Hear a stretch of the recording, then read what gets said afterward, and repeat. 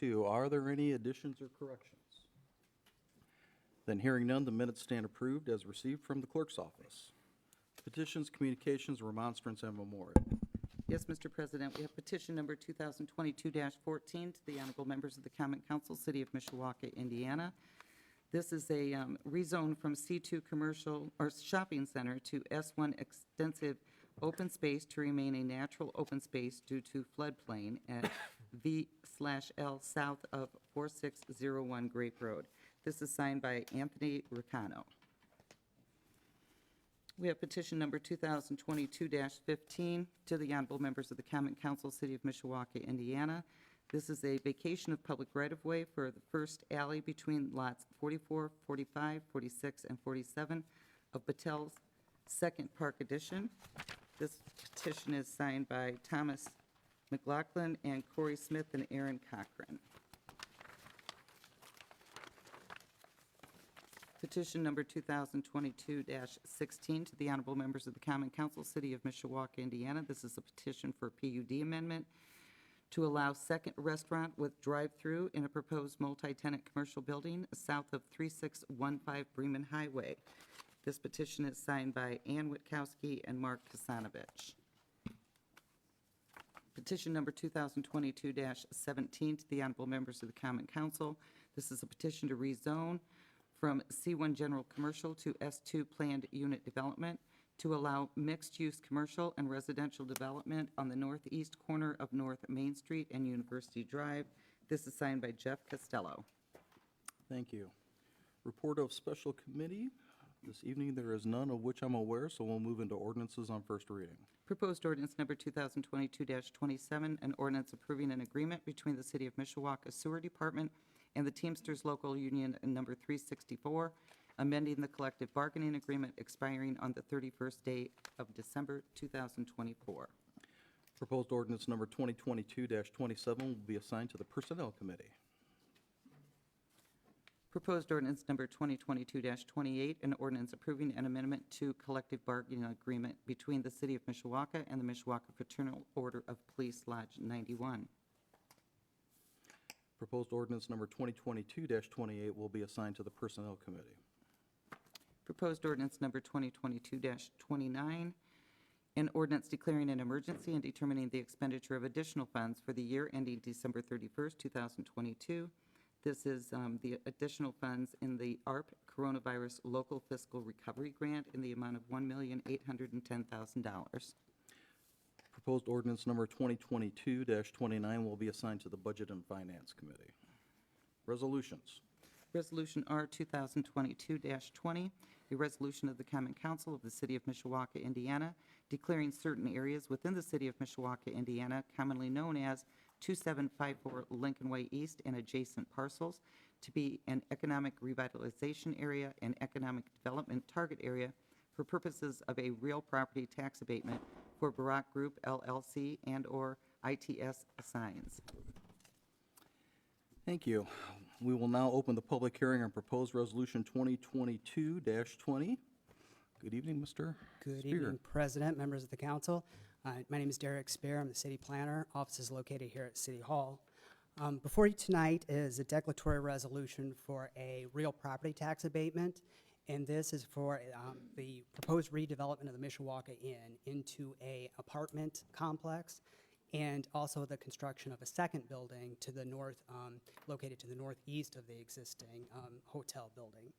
A proposed investment of $1.5 to $1.8 million is anticipated for the cost for the renovation of the existing building, and an additional $5 to $5.5 million for the construction of the second building. The first phase is anticipated for the first quarter of next year, with the construction of the new building in the second quarter of 2024. If the site is redeveloped as envisioned, an aged, underutilized hotel that currently has a negative reputation will be transformed into a viable and highly visible apartment complex on riverfront property.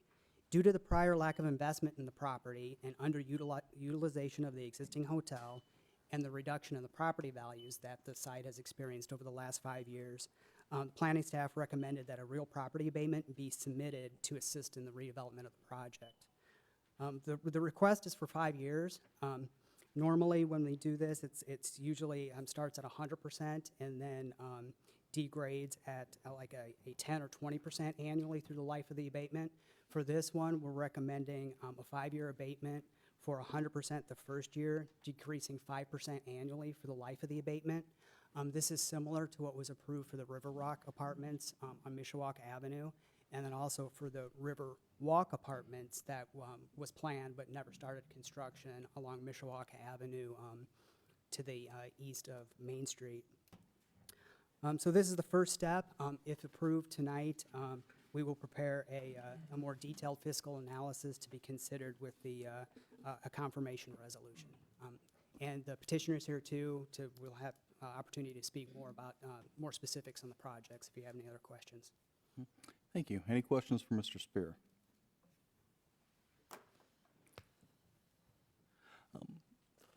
I'm not letting you get away that easy, Derek. And thank you. We had a little bit of exchange today about certain points, and I appreciated your clarification. Can you touch on, since you brought up timing, and some of the other projects that have been before us in recent memory that didn't come to fruition for whatever reason? Correct. Can you talk about this project and how it aligns with that past experience and what certitude we have that we're going to know within a finite time period whether or not this is going to actually come to fruition? For the last one, we had conversed about the River Walk project, which never came to fruition. When we approved that, the council set it up for a 5-year economic revitalization area. So that means annually, when we saw no movement on the project, but we still had to come before you guys to report that there was no movement on the project. So for this one, we're only going to designate it as an economic revitalization area for a shorter period, for just over 3 years. So the period, if they don't start construction on the first and the second phase by the end of 2025, the actual, the designation for that area will expire. So it'll be a little bit, it's a tighter window to actually put some more fire under the developer to get them going in a shorter time frame. And then, since we have the luxury of such a large crowd here this evening who may not always hear about tax abatements, can you talk a little bit about the way that the process works, and in particular, what the next stage in the process looks like if the council approves the resolution in front of us this evening? If approved tonight, staff, we will prepare a more fiscal analysis showing what the abatement means based on the proposed investment. So we'll take a very high-level look at what we think that the property values would increase, and then the additional, the property taxes that are abated over that 5-year window, and then the property taxes that are actually generated by that additional investment. So that will be included in the next phase, and that will be provided for the confirmation resolution. So tonight is step one in the process, Step but one. nothing is finally determined until that second vote and that second stage in the Correct. process if we advance to that Correct. stage. Okay. Thank you. Any other questions for Mr. Spear? I have one. Mr. Mamalenti? Thank you, Mr. President. Thank you, Mr. Spear, for the presentation. Just a quick question. I know this is just the declaratory stage, but in terms of the phase-in tax percentages that you mentioned before us, was that on the suggestion of the developer, or was that something that we proposed as a? That was something that the council has been favorable to in the past. So those were the same, it's the same level of incentive that was given to both the River Rock Apartments that have been developed and the other one that never came to fruition. Sure. So, yeah. And just as President Hicksonball has mentioned in front of this crowd, that may be learning something more about tax abatements, even though that if this passes this evening, we still have time to adjust those percentages in the next step prior. Correct, correct. Great, thank you. Thank you. Other questions for Mr. Spear? Thank you, sir. Welcome. Is there anyone else who wishes to speak in favor of the proposed resolution? If you would, please come forward.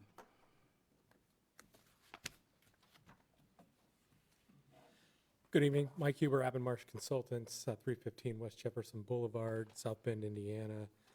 Here representing Brock Group, Mr. Neer Davison from Brock Group is on the line virtually as well. I think Derek did a really nice job of summarizing the project and what we're trying to accomplish here. The property owner has closed on the property. He's investigating the costs detailed costs in terms of the structural analysis and what he can and can't do related to the mechanical equipment and all those kinds of things. And so he's putting the investment in. He's ready to make this improvement in this building. I think we're all excited about the possible change in that building there. We've laid out a fairly aggressive timeline. I think we've got 12 to 18 months to get the first building up, completed, and open and operating before we turn around a couple months later and start in on the second building. Total of about 105 units. I think we're trying to find the right mix in the first set, somewhere between 48 and 60 units. If you think about their hotel rooms now, we're trying to find the right mix. If you think of, we might have some studios that are just the one hotel room, but we'll have a larger number of 1 and 2 bedrooms. So the 1 bedroom is basically 2 hotel rooms, and the 2 bedroom is in 3 hotel rooms, kind of stacked together. So we're just trying to find that right mix that works from a financial pro forma standpoint, and allows us to maximize the units that we can get between the 2 buildings to get to that 100 and 110 unit level. So I don't want to take too much time and too many details. I'm happy to answer any questions specifically that you might have about the project. Thank you. Any questions for Mr. Huber? Mr. Compton? Mr. Huber, as I look at this, and I know we're only in the declaration stage, but I can't help but look at the whole project. So this is, how many units did you say it was going to be? I think we're going to try to get to about 106 units, between 100 and 106 units total for the project. And what are your rents going to be? The rents are going to be market rate, so I think it's going to vary depending on whether it's a studio up to a 1-bedroom or 2-bedroom unit. The second building is going to be almost exclusively all 1 and 2 bedrooms. We're not going to put studios in the second building, but I would anticipate rents are going to be in the 900 to 1,200, depending if it's a studio or maybe even a little higher for the 2 bedrooms. They're going to be roughly what the market rate rents are currently in the market. Very good. What type of, is this going to be higher end units? Is this going to, tell me about the So finishes, and I mean, it's comparatively so, what's out there in the marketplace? Certainly, I think it's going to be, to middle tier to high, middle upper, kind of. I don't know that we're going to be luxury. I don't know we're calling it luxury apartment, but, it's definitely going to be an upgrade to what's there, and it's going to be something that fits with the market at those rent rates. Okay. Will you build this without a tax abatement? Will they develop this project without a tax abatement? I would maybe defer. I think Mr. Davison's on the line, so I might defer that question to him. Or John, I don't know. And maybe the question is, why do we have to grant a tax abatement for an apartment project in Mishawaka that provides no jobs? I understand we're cleaning up an old part of the city, a piece of the city we'd like to see cleaned up, but help me and maybe some other council members, certainly some people in the public, understand why we should do that. Yeah, well, I think you hit the nail on the head. I think if you look at the level of work that has to be done in terms of renovating these, in particular this building, and then following that up with another $4 million investment on the second building with the space that we have there, I think the abatement really helps him fill that pro forma gap to make that investment in that existing building worth it. That building has had years and years and years of deferred maintenance. And so, the work that's required to get that thing back up to a standard that I think we'd all be happy to have it operating at, it's gonna certainly help offset that. Thank you. Thank you. Other questions for Mr. Huber? Couple follow-ups then. Earlier, and I believe it was an analogy, when you were referring to hotel rooms, that was in fact just an analogy. This is going to be, the plan is for this to be an apartment complex. That's not- absolutely right. They'll all have kitchens. They'll all have, yeah, I mean, absolutely. Even the studios will be, yep, they're not going to be hotel rooms. They're going to be apartments. And then, going back to Mr. Spear's comments with regard to the time frame here and your comments about a tight timeline, for the record, as we lawyers say, can you commit that with that tight time frame that it's doable and that it's what we potentially hope is going to happen here will come to pass during that 3-year time period. Yeah, I certainly think it's doable. Like I said, the heavy-duty investigation on, what needs to be done and how that gets done by the contractor standpoint is taking place right now. So we based our timeline off of that. He's closed on the property. He has every intention of moving forward. Okay. Thank you. Any other questions for Mr. Huber? Thank you, sir. Sure. Anyone else wishing to speak in favor of the proposed resolution, if you would, please come forward.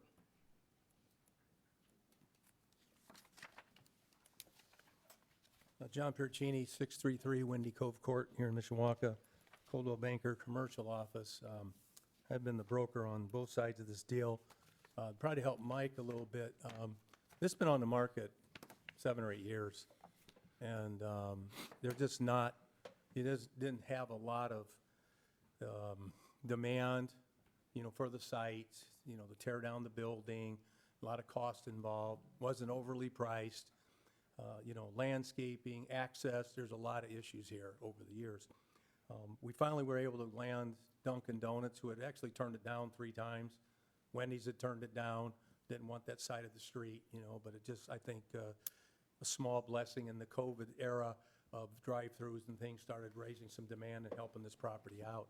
Mr. Davison come along, had a lot of interest in it, has a lot of investment in the community, and saw an opportunity to do something very nice along the river and help this area out. I mean, let's face it, this place it's kind of unique in the trouble, the issues, the maintenance, when you look around Mishawaka and where it sets and what we're trying to do over there on the east end. We've met with neighbors, we've had all kinds of meetings with poor Ken. I've been bugging him and Derek since about March. They've done a yeoman's job on just working with us, and we've met and met and met and met, trying to meet this point. Developer wanted 100% for 10 years, that wasn't in there. Wanted 100% for 5 years, and Ken just pretty much, and Derek said, not gonna happen, you're gonna do what others have done. And I've made it pretty clear to Mr. Davis, and he can confirm that, you gotta stick to whatever you say, you gotta stick to that. If you want that abatement, you gotta stick to that plan, do something, make sure it's realistic. Don't say something we can't get done, because, there's things that happen, but, so he's hired, he's got a lot of money invested in this already. Architects, engineer, they've been through the whole thing. So I just wanted to make it clear that, that it's a site that could use it. It's not a ton of money, but it's enough to help. If you look at the site now, no landscaping, access has been improved some, the parking got to do a bunch. There's a lot of issues there that are outside the building itself, so I think you've seen the renderings. It's going to be a nice project. So I think that amount of money, it's not earth-shattering, but it helps, and helps get this thing going off the ground and make it work, because of the cost of construction today. So anyway, I don't belinger that if you got any questions.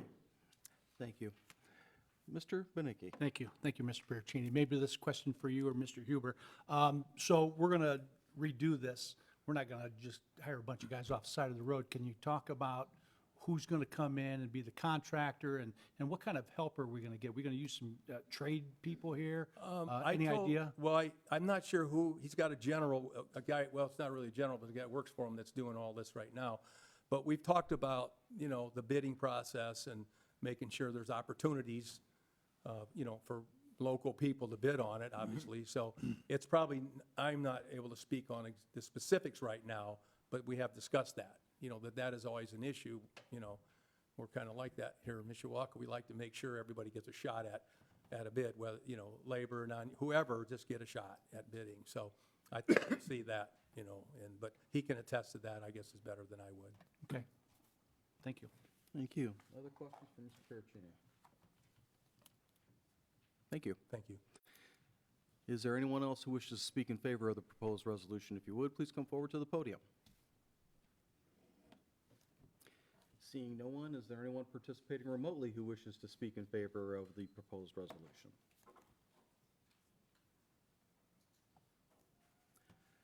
Then is there anyone physically present with us this evening who wishes to speak in opposition to the proposed resolution? Please come forward. And is there anyone participating remotely who wishes to speak in opposition?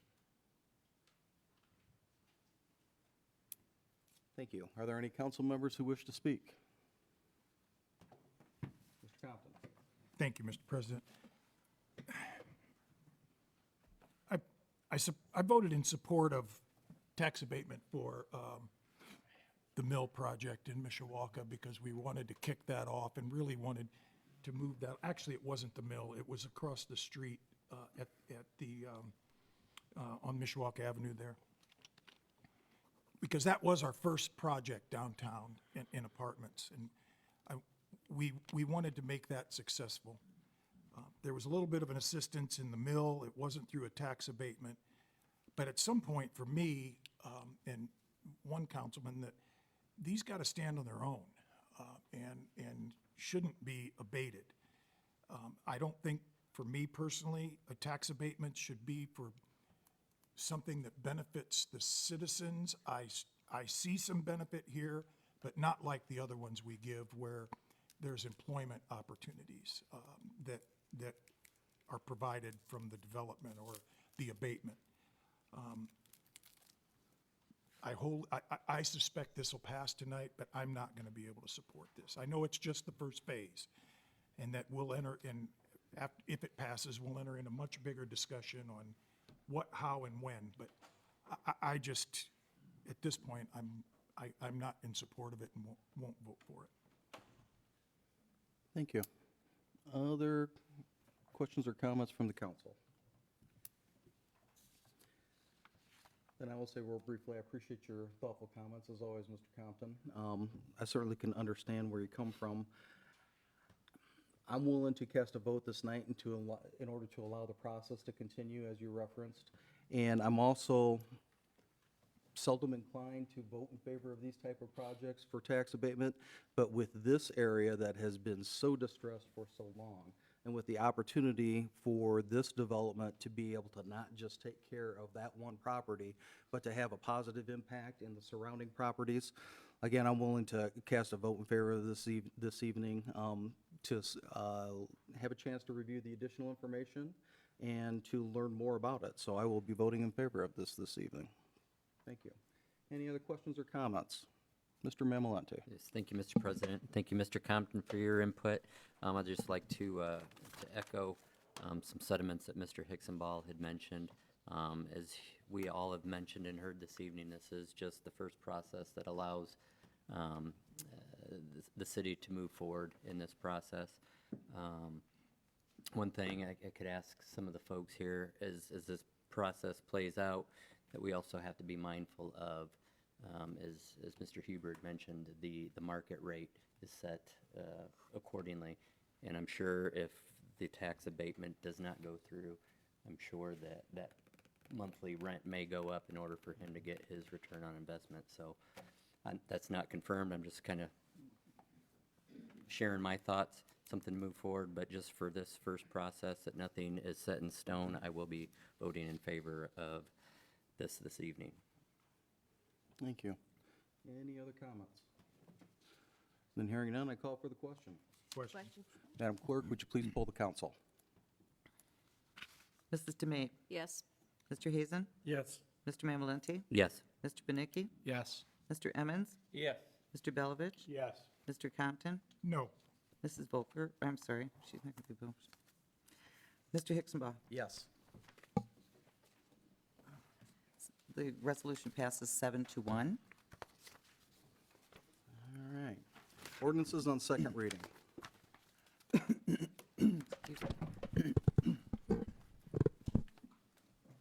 Proposed ordinance number 2022-19. Let me get. An ordinance amending Chapter 137 of the Municipal Code of the City of Mishawaka, Indiana, is from time to time amended, commonly known as the zoning ordinance of 1966 of the City of Mishawaka, Indiana.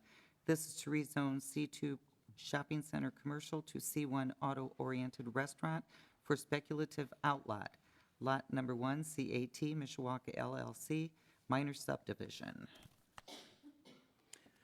Thank you. May we have the committee report, please? Yes, Mr. President. To the members of the Common Council of the City of Mishawaka, your Committee on Land Use Planning, to whom was referred the matter of proposed ordinance number 2022-19, report that they have examined said matter and that in their opinion should be presented to the council as a whole. This is signed by the entire committee, and I move for its acceptance. Second. Motion has been made and seconded to approve the committee report. Any additional questions or comments from the council? Hearing none, then all those in favor signify by saying aye. Aye. Opposed? Thank you. We'll now move into second reading and public hearing on proposed ordinance 2022-19. Anyone wishing to speak in favor, if you would, please come forward to the podium and state your name and address for the record.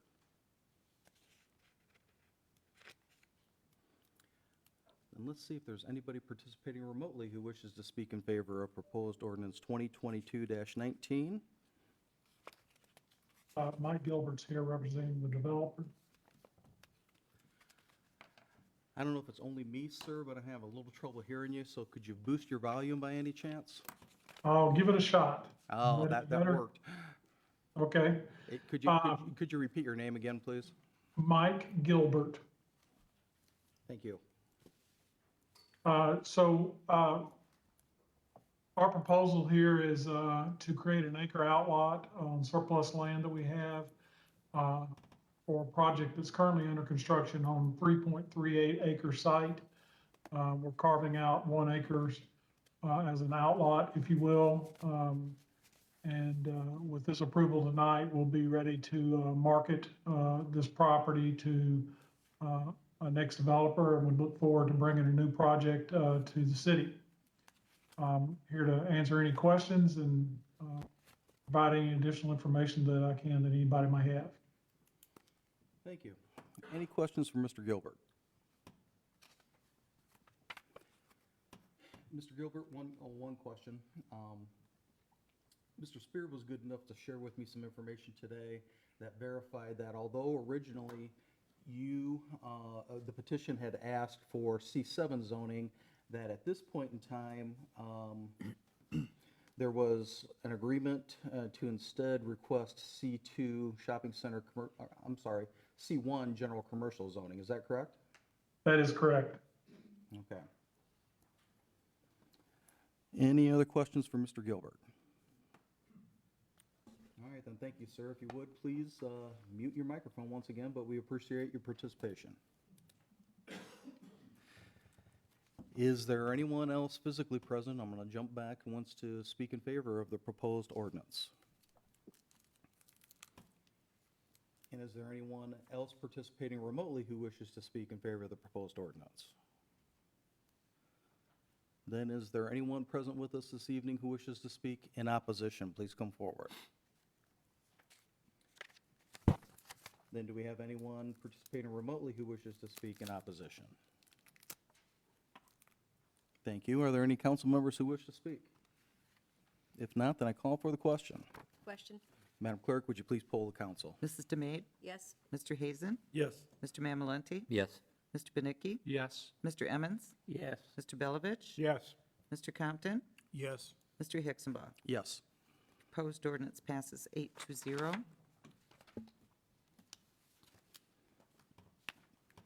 Proposed ordinance number 2022-20, an ordinance amending Chapter 137 of the Municipal Code of the City of Mishawaka, Indiana, as from time to time amended, commonly known as the zoning ordinance of 1966 of the City of Mishawaka, Indiana. This is to rezone from C1 existing insurance office to R1 single-family residential, conversion back to house at 2212 Lincoln Way West. Thank you. May we have the committee report, please? Yes, Mr. President, to the members of the Common Council of the City of Mishawaka, your Committee on Land Use Planning, to whom is referred the matter of proposed ordinance 2022-20, report that they have examined said matter and their opinion should be adopted. This is signed by the entire committee, and I move for its acceptance. Second. A motion has been made and seconded to approve the committee report. Any additional questions or comments? Then hearing none, all those in favor signify by saying aye. Aye. Opposed? We will now move into second reading and public hearing on proposed ordinance 2022-20. Anyone wishing to speak in favor, if you would, please come forward to the podium. They're in the audience.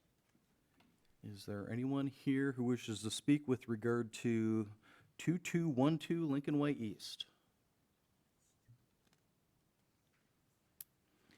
And let's check to see if we have anybody. He's coming. He's here. Oh, I'm sorry. I got ahead of myself, sir. Good evening. That's all right. Good evening. Chris Skidinski, 59308 Downey Avenue, Mishawaka. And we had operated that property for 20-plus years as an insurance office. We have subsequently moved the office to a building by our home and put the property up for sale. It sold on the condition that we listed it as residential. It seems to be the best use for it. So that's why we applied and are at this point. All right, thank you. Any questions for Mr. Skidinski? Mr. Compton? Couldn't let you off, Chris. Good to see you. Hope you're doing well. Good luck in your venture. Thank you. Thank you. Any other questions? All right, then is there anyone else who wishes to speak in favor of the proposed ordinance? If so, please come forward. And once again, is there anyone participating remotely who wishes to speak in favor? Is there anyone here who wishes to speak in opposition? And is there anyone participating remotely who wishes to speak in opposition? Thank you. Are there any council members who wish to speak? If not, then I call for the question. Question? Madam Clerk, would you please poll the council? Mrs. DeMaid, Yes. Mr. Hazen, Yes. Mr. Mamalenti, Yes. Mr. Benicki, Yes. Mr. Emmons, Yes. Mr. Belovich, Yes. Mr. Compton, Yes. Mr. Hicksonbaugh. Yes. Proposed ordinance passes 8-0.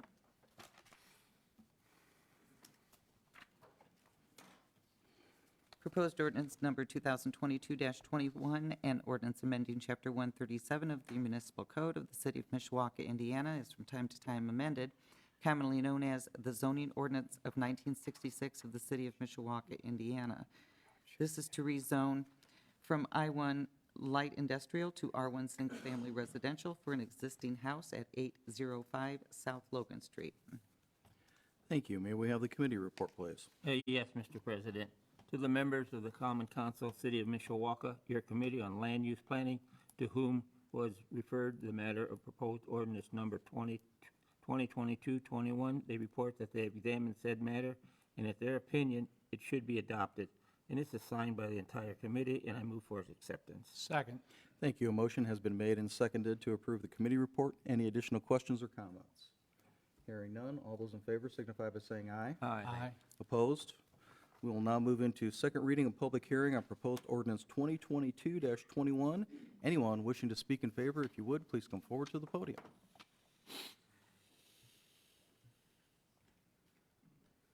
Hello, I'm Dawn Kripe. I live at 11650 East 310 South LaGrange, Indiana. We're just asking for that home to be residential so my daughter can buy it. That's about all you need to say, right? Thank you. Any questions from the council? Thank you, ma'am. Is there anyone else who wishes to speak in favor of the proposed ordinance? Please come forward. Then is there anyone participating remotely who wishes to speak in favor? Is there anybody physically present who wishes to speak in opposition? And is there anyone participating remotely who wishes to speak in opposition? Are there any council members who wish to speak? If not, then I call for the question. Question? Madam Clerk, would you please poll the council? Mrs. DeMaid, Yes. Mr. Hazen, Yes. Mr. Mamalenti, Yes. Mr. Benicki, Yes. Mr. Emmons, Yes. Mr. Belovich, Yes. Mr. Compton, Yes. Mr. Hicksonbaugh. Yes. Proposed ordinance passes 8-0. Proposed ordinance number 2022-22, an ordinance annexing contiguous territory to the city of Mishawaka, Indiana, and providing zoning classification therefore. This is annexation and zone to S2 PUD for commercial use, 14325 Cleveland Road. This is a public hearing with no vote. Thank you. We will now move into the public hearing on proposed ordinance 2022-22. Anyone wishing to speak in favor, if you would, please come forward to the podium. Good evening. Greg Sharon with Dan Charner Associates, 1643 Commerce Drive, South Bend, Indiana, 46628.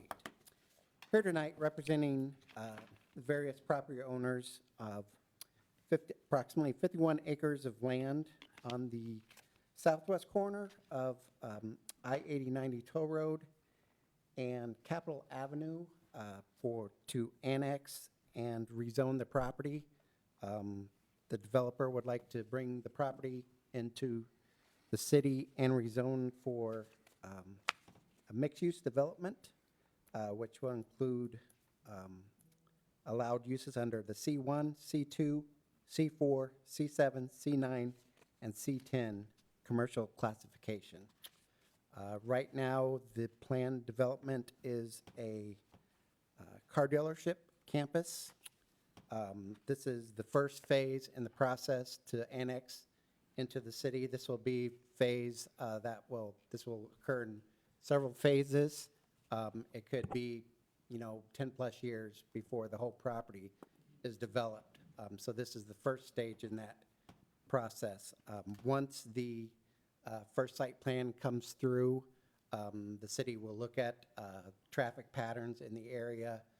They will look at, the county traffic master plan and the needs for traffic, what is needed as far as turn lanes, widening the roads at that point in time. So it is current with when that first development comes in. If there's any questions, I'd be happy to answer them at this time. Thank you. Any questions for Mr. Sharon?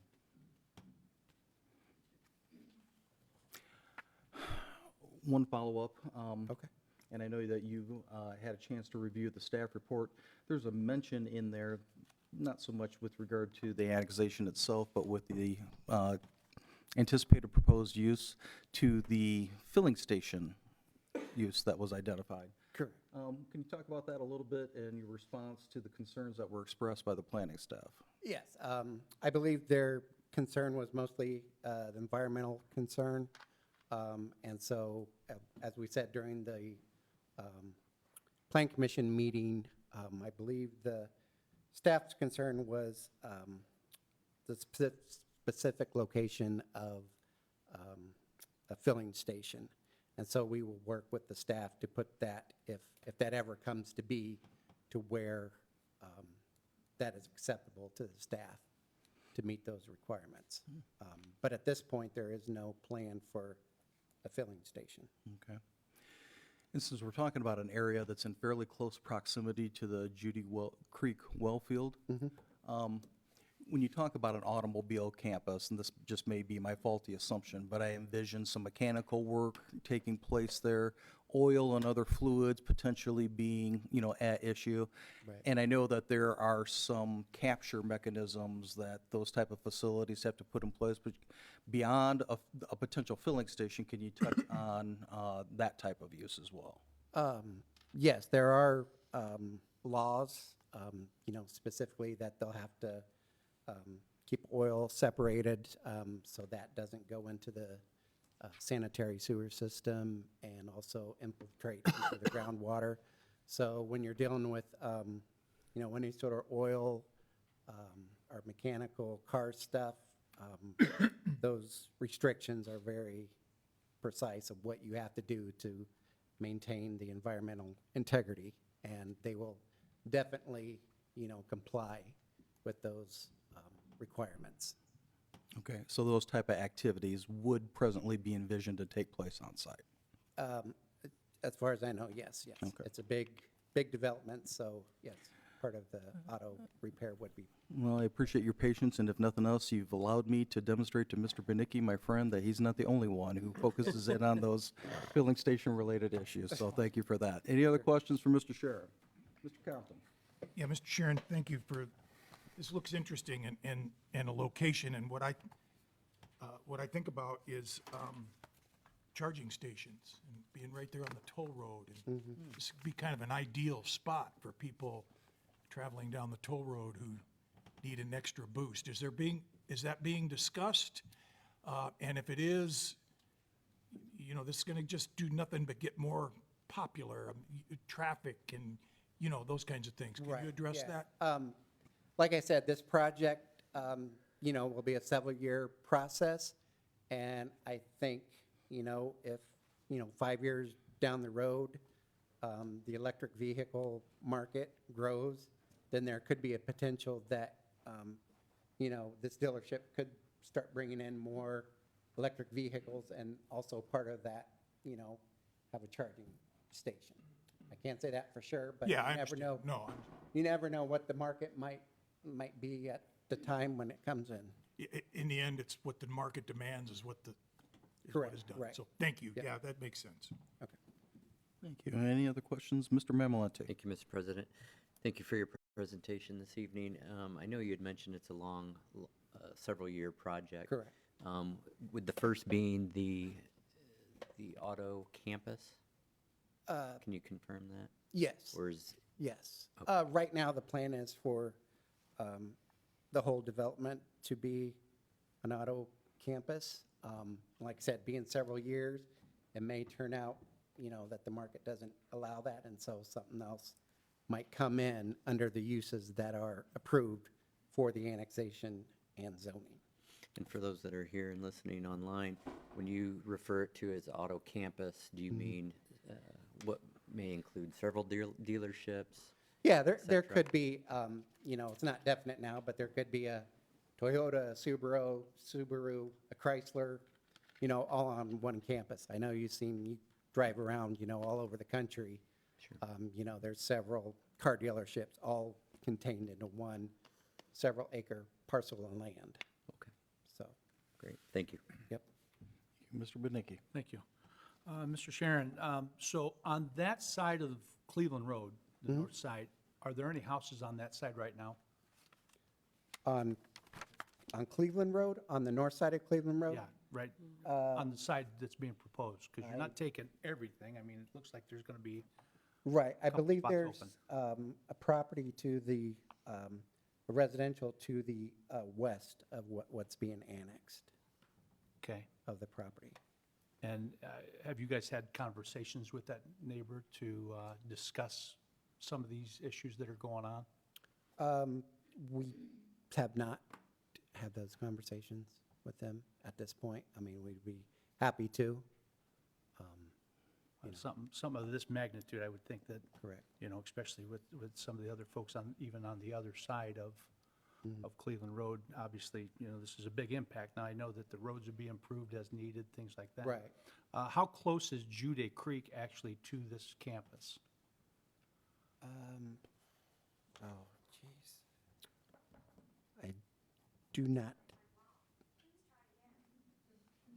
I do not have that information at this time, as far as, how close Judy Creek is actually. Because that's something I've been pretty staunch on, Okay. protecting that. We And can- then also the neighbors in the neighborhood there, do you know if they are hooked to city utilities, or are they on wells and septics? From my understanding, that the residents out there now are, I believe, water.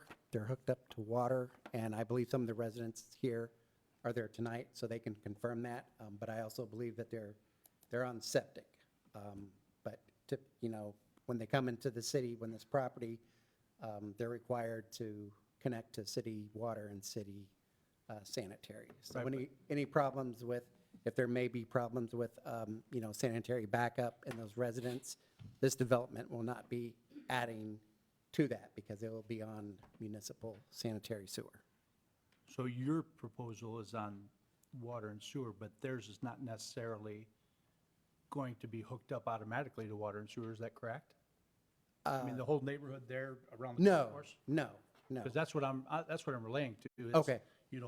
Are they, if they have wells now, I mean, obviously, there's a chance, Right, slight chance right. for And I contamination. believe, and Ken or Derek may confirm this, but I believe once utilities go out there, depending on where it comes from, that they would have the opportunity to hook up to that if they would want to. But Ken or Derek can confirm that. But typically, when a city extends utilities and the adjacent property owners aren't connected to that, they have the opportunity to connect to the utilities, but they're not required to, because they're not annexed into the city. So do you know what direction then the utilities would come from? I mean, are they going to come along Capitol Avenue? Are they going to come along the toll road? Are they going to come along Cleveland Road? Or are they going to come up through that neighborhood? Any idea? At this point, that's part of the process, when that first plan comes in, the city will look at where the utilities are from now. I know when I spoke to Adam, and I don't know if representative from engineering is here, but I did call Adam last week and said, where are utilities coming from? And it was his understanding that they are going to expand Beacon Parkway. And in that process, the water and sewer will be installed in there. And then this project will be connected onto those utilities that are coming through the Beacon Parkway expansion utility. Okay. So those type of questions, like I said, any annexation, and you'll get a fiscal plan, you know, in a couple of weeks, prepared by the staff. And as part of that report will be the engineering, and they might be able to answer some of those questions in that report. Okay, thank you. Thank you. Other questions for Mr. Schaefer? Then not so much a question as a comment to piggyback on your dialogue with Mr. Panicki. To be candid, I'm disappointed with what I understood to be your answer with respect to any type of meeting with the neighbors and the public. I would have expected that you and your firm, being as experienced as you are, given the size and the scope and the proximity here, would have already have taken that affirmative step. I don't know how others feel, but I think you have been in front of us enough to know that it historically has been the preference of the council, wherever a significant development like this occurs, for those type of meetings to take place. Whatever the outcome, there's value in the process and allow people to have a say-so in what's going on next to them. So I'll speak only for myself, but that will be a significant factor with regard to how I feel about this project moving forward. If in fact there is not that type of opportunity for you to meet with the neighbors, that will be an important point that I'll want some clarification on Okay. between now and the next time we're asked to vote on this. Okay. Like I said, we always have that opportunity to, and I know we've spoken to Mr. Benicki about this, that if that is concern and you feel like we do need to speak to the neighbors, that we could table it till, you know, until we have that. You read my mind. I was going to say, again, I'm speaking only for myself, but I feel so strongly about it that if you required some additional time to get it scheduled and to have it take place, Okay. that would be my preference for you to have the meeting before you come to us and ask us to cast a vote. Well, since it's a public hearing, we'll let those who want to speak, and then we'll. That was my decide after intent. That was my That's it? intent. Okay, thank you. All right, thank you. Is there anyone else who wishes to speak in favor of the proposed ordinance? If you would, please come forward. Good evening, Mr. President, members of the council. Ken Prince, the Director of Planning and Community Development for the city. I'm not here to speak in favor of this project, but I just want to add some clarity regarding to the sewer and water issue. Currently, the Judy Creek subdivision is on septic and well systems. There is no intent to provide public sewer or water to that subdivision at this point in time. There is a contamination issue associated with the highway garage, the county highway garage that's located north of Cleveland. My understanding is it's a salt issue. If you recall, when we discussed the well field, we very specifically looked at the aquifers involved and that issue. But that's a separate issue, and my understanding is the county has provided some filtration systems to the homeowners that are significantly impacted by that salt, but that is a separate issue. Any development would go on sewer and water, and in fact, when you looked at your conditions, not only did we recommend in those conditions prohibiting any kind of fueling facility, we did not want those underground tanks as part of that, which is why the convenience store, the filling station, we identified as a prohibited use, but also that the extension of sewer and water was one required for the project, whatever develops there, and that it would be the developer's responsibility to provide those as part of that. My understanding from an engineering perspective, as you know, Veterans Parkway was built from Douglas Road going north to serve our wellfield facility. That'll also serve the recreation facility. My understanding is the most practical way to extend sewer and water is to take that from that location that we're currently extending it and to bring it due north to Cleveland Road. If you can imagine, Capitol Avenue is similar. It's the Grand Canyon, if you will. You don't want to cross it. Same with the toll road. You don't want to cross it. The most logical connection point is from the south, from Veterans Parkway, and it would be the developer's obligation if they can't negotiate the extension of it. This property wouldn't develop it under this proposed annexation request.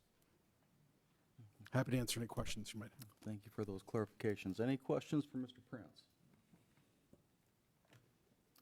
Thank you, Ken. Thank you. Is there anyone else who wishes to speak in favor of the proposed ordinance? If so, please come forward.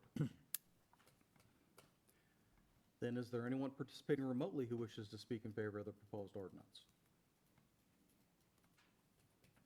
Is there anyone present with us this evening who wishes to speak in opposition? If so, please come forward to the podium.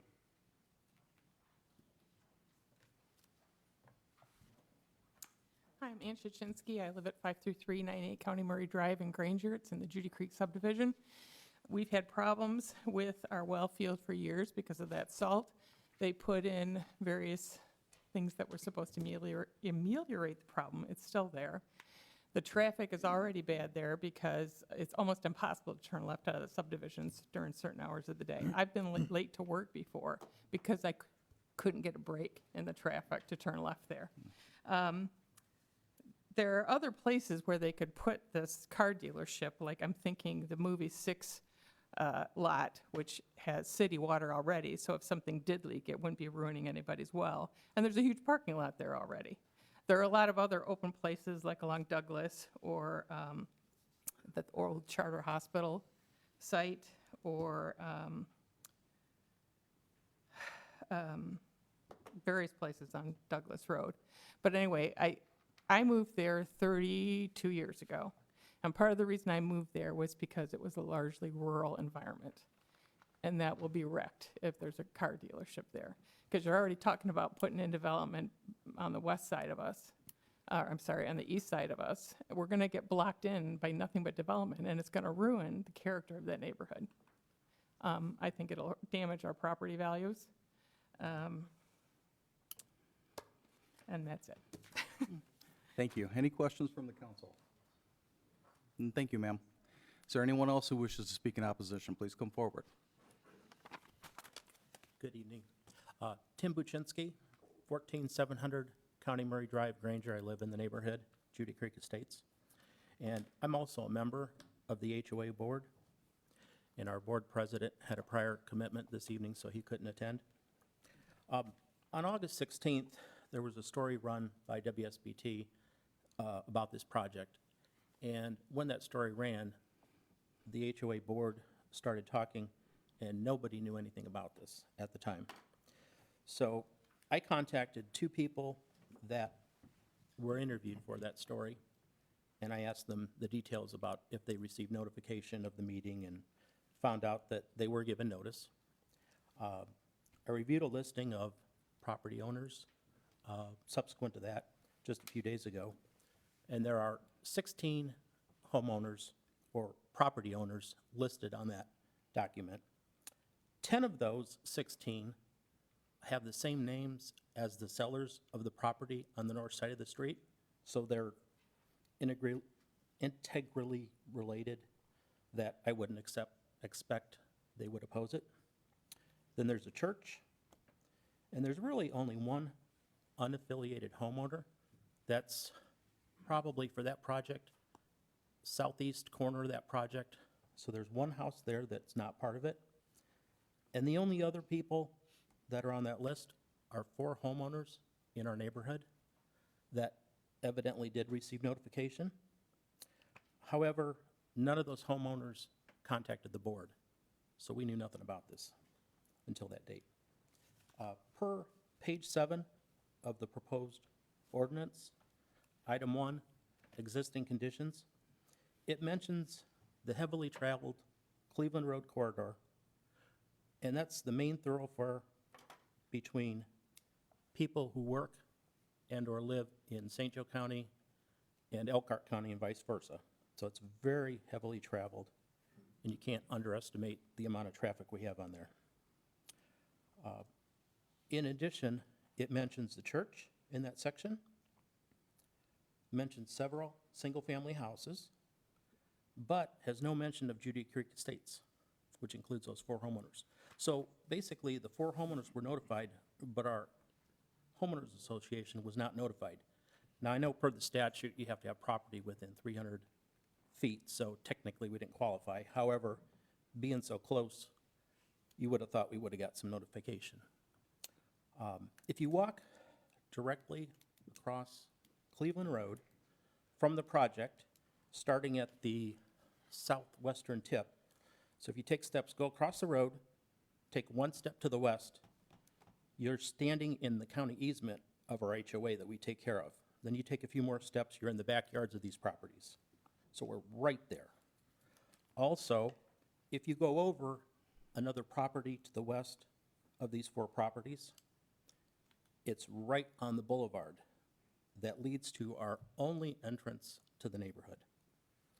We have 138 homes in our neighborhood, and I feel it's only appropriate that we should be included in the notice and in the existing conditions paragraph and in future discussions related to the project. Homeowners and the board, we have many issues regarding traffic, especially making the current problem of getting in and out of our neighborhood more difficult, lighting, et cetera, many issues. However, we haven't had time to really discuss all the issues and decide how to proceed. We have not had an HOA meeting since August 16th when we found out about this, and our next scheduled meeting is September 18th. So I respectfully request that the public hearing be continued at a later date and the vote on the 19th be pushed back, or some combination there, to give the homeowners and the HOA board more time to evaluate the situation and meet with Dan Turner personnel so that we can have some input on the project, especially since we did not know about the project until after the favorable recommendation by the city planner due to the facts I stated above. Thank you for your time. Thank you. Any questions from the council? Thank you for your comments, sir. Let me ask a couple clarifying questions. Yes. I want to make sure that I understand what your request is of us this evening. What I heard you say is that your homeowners association is not meeting until September 18th, correct? Correct. So are you asking, and then what I also understood, you heard me say earlier that it would be my preference that the developer engage in a public, some type of neighborhood meeting, I guess I'll call it, that you folks would be invited to. Yes.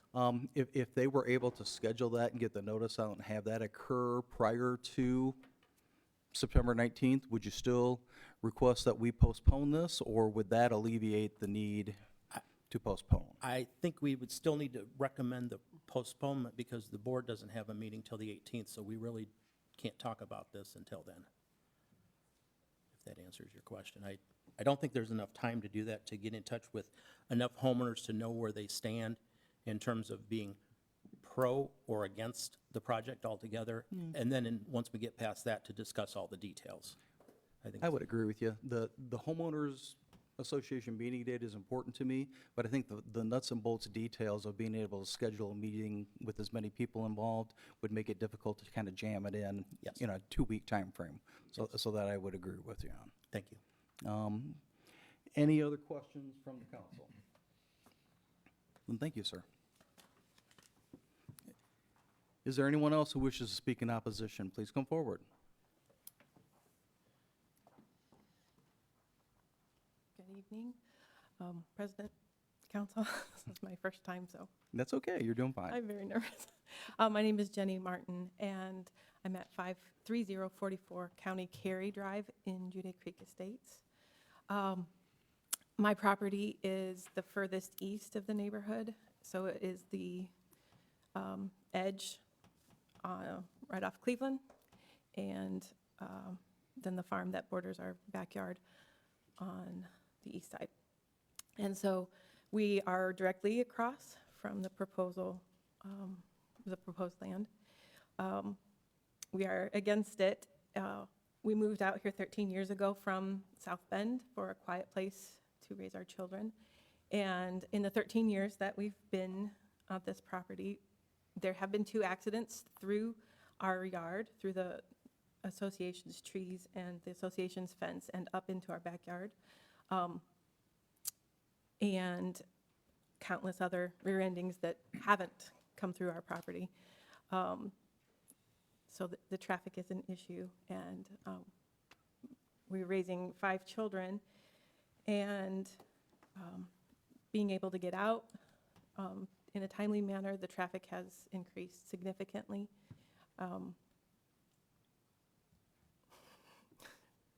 And we would just like to request that it remain agriculture or residential. So, thank you for hearing me. Thank you. Any questions from the council? Mr. Benicki? Thank you. Thank you for being here, Jenny. When you purchased the property, Capitol Avenue was already there? Capitol Avenue was there. Okay, and so when Capitol Avenue was actually built, one of the biggest draws to it was all the land along the sides of it. I mean, we dreamed of, you know, big manufacturing and all these other things, and we really haven't seen much of anything along Capitol Avenue. And this is kind of, you know, it's starting from more, you know, the toll road, and it's kind of move. And so at some point, this is somebody's property, and of course, they want to cash out for the best they can. That's the American dream. Absolutely. And the farmers are friends of ours. I care very much for them and their ability to sell their land and do what they need to do with it. It's becoming a car lot, though, will significantly lower our property values, and we may not be able to move out very easily. Well, I mean, it's here or there. I mean, sometimes car lots can be very nice. They keep them up, you know, curb appeal's good. I mean, it would be much better than, you know, some great big car factory. So, I mean, there's pros and cons on, you know, what would be good there or not.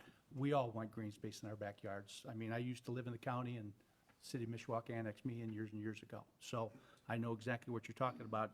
I moved to where I was and thought I was safe, but as the city grows and grows and grows, we're just gonna keep sprawling out. And so, Sure. at some point, You can't stop progress.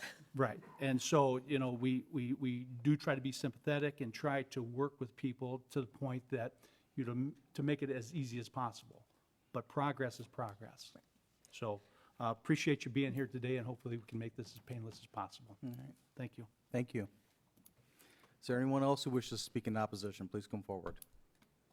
And Jenny, you did a fine job, by the way. My name is Roger Lum. I live at 53208 St. Matthews Court in Juday Creek Estates.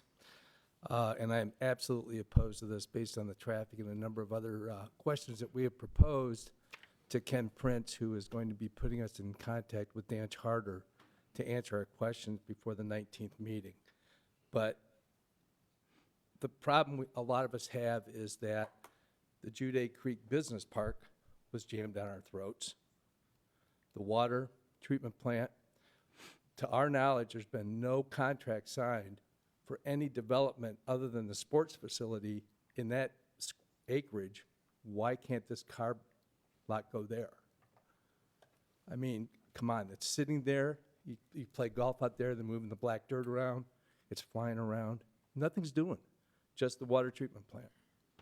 So I'll propose my questions to Ken Prince. He's already gotten them. He has indicated that he was out of town this last week, so we couldn't, you know, be in contact with him. But then I'll ask him that he puts me in contact with Dan Charter to answer these questions before the next meeting or the delayed meeting.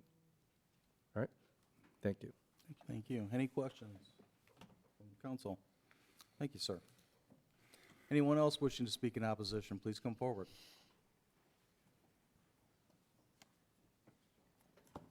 Good evening. My name is Tressa Decker, and I live at 53095 Juday Creek Boulevard in Juday Creek Estates. And I'm also part of the Homeowners Association Board. And I'm speaking in opposition of this annexation and project. Earlier, we heard the gentleman from Dan Charter speak about the environmental integrity of this area and making sure that that was kept at the forefront. But the environmental integrity of this area is already compromised because of the water issue we have that came from the county building there on Cleveland. So to add a big complex near this, is there any way that you can guarantee that it's not going to compound the issues that we are already dealing with water quality. That would be a real concern of ours, because there's, I mean, I don't know, I'm not an engineer, but I have big concerns, and so do many of our neighbors, about what the impact would be environmentally with this type of development right there on an already questionable piece of land. Several have spoken about traffic. Again, I'll echo that. We have big concerns about traffic, the noise, the increased noise, and just all of the things that would go along with a car dealership complex. Heavier equipment coming through more frequently, delivering things and so forth. So we're pleased that we will have the opportunity to voice our questions, but I wanted to go on record tonight as saying that we are in opposition to this annexation and development. I think Mr. Lum had a great suggestion to put it on Douglas Road, where the city is already located. Thank you for your time and your consideration. Thank you. Any other questions? Mr. Compton? I have a question, Tressa? ma'am, if you don't mind. Nope. And you're on the homeowners association? Good, thank you. If we were looking at a housing development here, would the homeowners association be in support of that? I mean, adding 50, 60, 70 homes, whatever would be in there. Would they be in support of that?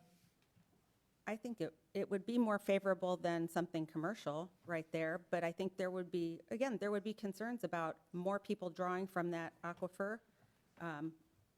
If the city's annexing it and putting residential there, I think it has a different feel for the whole area where we are. That corridor between Capitol and Fur is not industrial at all. There's nothing industrial there or commercial. So possibly, but I think those concerns remain as far as drawing from that. Is the biggest concern traffic? One of the biggest. So I'm not sure that anything could develop there that really would be acceptable. Right. Well, with Cleveland Rose as it is, I don't know how you can add more to it right there. Good point. Thank you. Thank you. Any other questions for Mrs. Decker? Thank you. Good to see you again. Anyone else wishing to speak in opposition is already on her way. Penelope Culbertson, 53106 Juday Creek. I also echo what my neighbors say, but I'd like to also point out the light pollution that would come from a car dealership, especially for the people that live around the outside. Those things are usually lit 24/7, so that burglars or people don't come and steal their cars. And we already have the traffic. We have the noise that's coming from the freeway and from Cleveland. That I knew when I bought the house. But to have the added light is really a big deal. So I'd like you to keep that into consideration as well. And that's all for now. Thank you. All Any right. questions? Thank you, ma'am. Is there anyone else who wishes to speak in opposition? Please come forward. Then is there anyone participating remotely who wishes to speak in opposition? Hearing none, are there any council members who wish to speak? If not, then we will close. Something you want to add, Mr. Sharon? Yes, I thought I had the right of rebuttal, or to just Not address under, some of these under, things. not under our rules, but I will do you a professional courtesy. Sorry. Yeah, based on, what we heard from the neighbors and everything, I spoke to the petitioner, and he has agreed that, yeah, we can table and meet at the next association meeting to address some of their concerns. So we would. My preference would be for us to postpone this until a date certain, and I'm going to suggest our first meeting in October. Do you believe that would be sufficient time? Yes, I believe so. Correct. By my calendar, that would be 3rd, 10/3. Monday, October 3rd? Okay.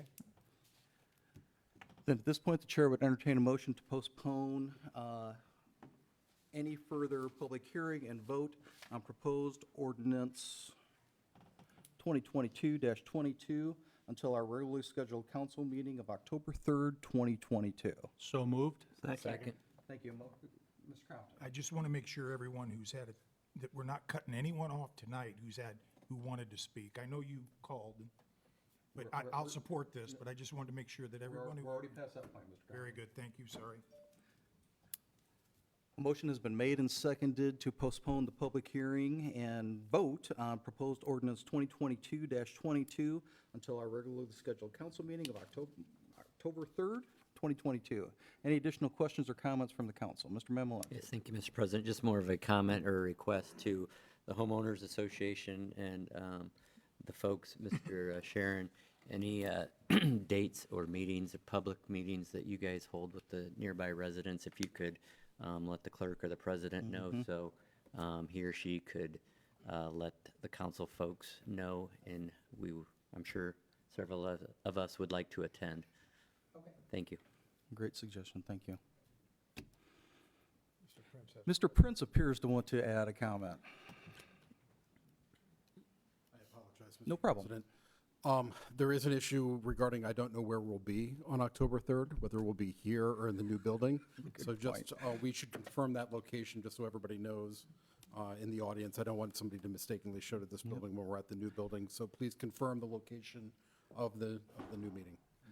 Folks, for those of you who aren't aware of it, we are in the process of moving to a new city hall. So there's a chance we might be at another location in downtown Mishawaka when you come back to see us on October 3rd. So when that becomes known, my sense of it is that we're going to have some type of public events and we'll make it publicly known.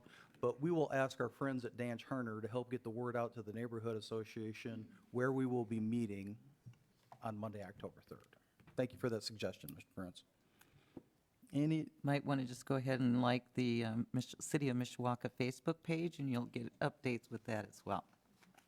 So now everybody has another Facebook page that you can like, so you can receive up-to-date information from our city clerk and her staff. Any additional questions or comments? Hearing none, all those in favor of the motion to postpone further public hearing and vote signify by saying aye. Aye. Opposed? The matter will be postponed until Monday, October 3rd, 2022, at a location to be determined. Thank you. Good thing we're getting new chairs.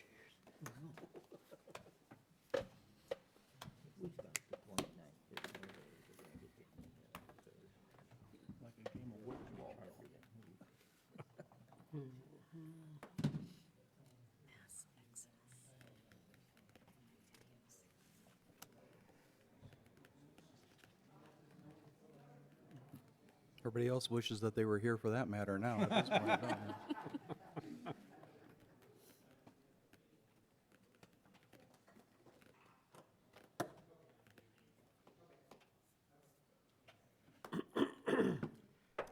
Proposed ordinance number 2022-23, an ordinance amending Chapter 137 of the Municipal Code of the City of Mishawaka, Indiana, as from time to time amended, commonly known as the zoning ordinance of 1966 of the City of Mishawaka, Indiana.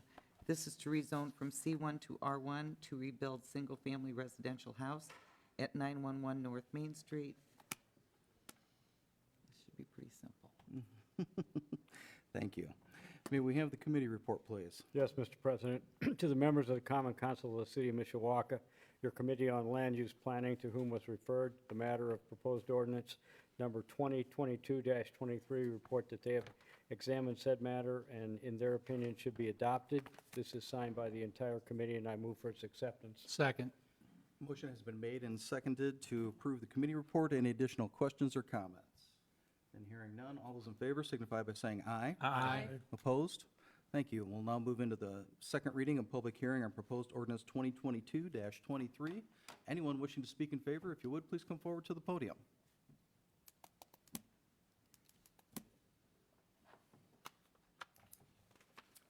Pierre Smith, 310 South Kentucky, South Bend, Indiana. The property is actually my property, and it's zoned as commercial, so you can't rebuild a residential house. So we want to tear it down and rebuild a house, and that's basically what it is. All right, thank you. Any questions for Mr. Smith? Not so much a question, but a comment, sir. I am pleased to make your acquaintance, if for no other reason, that is the house that my grandma owned and I grew up there, so. You know what? So can I take 30 seconds? I'm gonna Please. tell this real quick. I bought this house in 1994. And 6 months after I was there, someone stole my Rottweiler puppy. Wasn't me, go ahead. So I called the police, and the police that showed up came to the house, and he was looking all around the house, and I was like, man, he's not even listening to me. He's looking around the house. So I said to him, hey, wait, hold up, man. What you looking for? And then he said, this used to be my grandmother's house. So is that your brother? That was my brother. That was my brother Glenn. So now you've met two of us, and the odds are, as this project moves forward, you're going to have a chance to meet my third brother as well, who will probably want to stop by and eyeball it as well. But I appreciate what you're doing with the property. Thank you for making the investment in rebuilding, and I wish you well. Thank you. All right. Is there anyone else who wishes to speak in favor of the proposed ordinance? If you would, please come forward. Then is there anyone participating remotely who wishes to speak in favor? Is there anyone with us who wishes to speak in opposition to the proposed ordinance? And is there anyone participating remotely who wishes to speak in opposition? Are there any council members who wish to speak? If not, then I call for the question. Question? Madam Clerk, would you please poll the council? Mrs. DeMade? Yes. Mr. Hazen? Yes. Mr. Mamalenti? Yes. Mr. Beninky? Yes. Mr. Emmons? Yes. Mr. Belovich? Yes. Mr. Compton? Yes. Mr. Hixenbaugh? Yes. Proposed ordinance passes 8-0.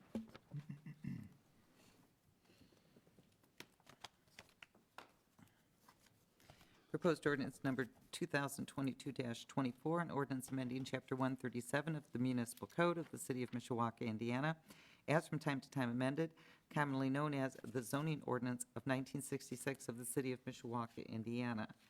This is to rezone from C2 Center Commercial and C7 Auto-Oriented Restaurant to C4 Auto-Oriented Commercial for Drive and Shine Car Wash Facility at 3605 Bremen Highway. Thank you. May we have the committee report, please? Yes, Mr. President. To the members of the Common Council of the City of Mishawaka, your Committee on Land Use Planning, to whom was referred said matter of proposed ordinance number 2022-24, report that they have examined said matter, and in their opinion, it should be adopted. This is signed by the entire committee, and I move for the acceptance. Second. Thank you. A motion has been made and seconded to approve the committee report. Any additional questions or comments? Hearing none, then all those in favor signify by saying aye. Aye. Opposed?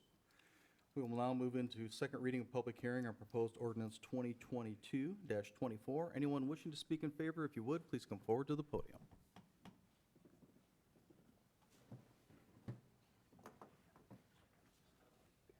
Do you have enough for everybody and me, or just everybody? I think I actually fell one short, but Kate wasn't here, so I got lucky.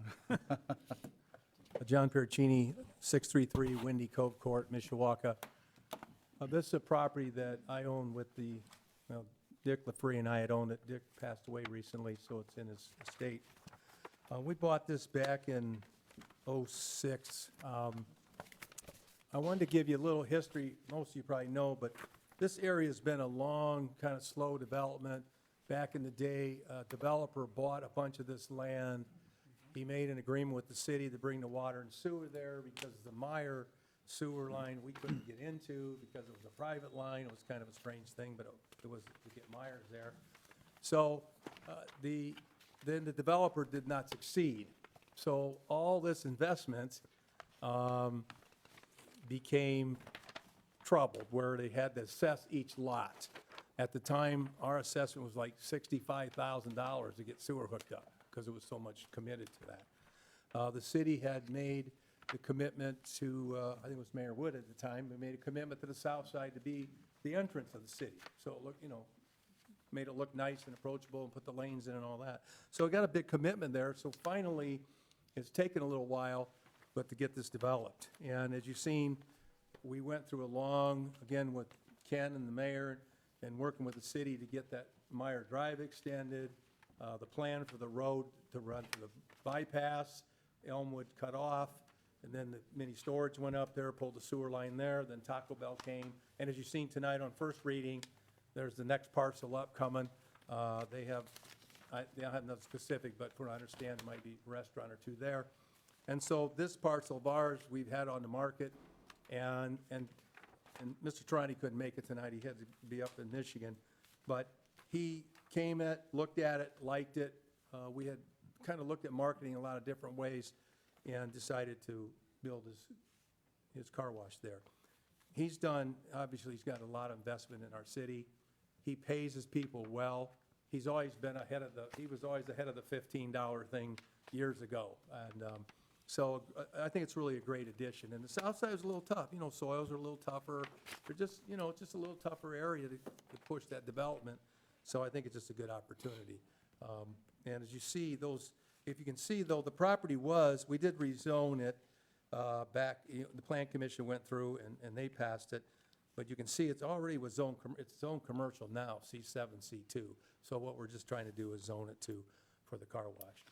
Steve Ruby's here from Avonmarsh. He's done the technical side of this thing for Haji and us to how to lay this thing out.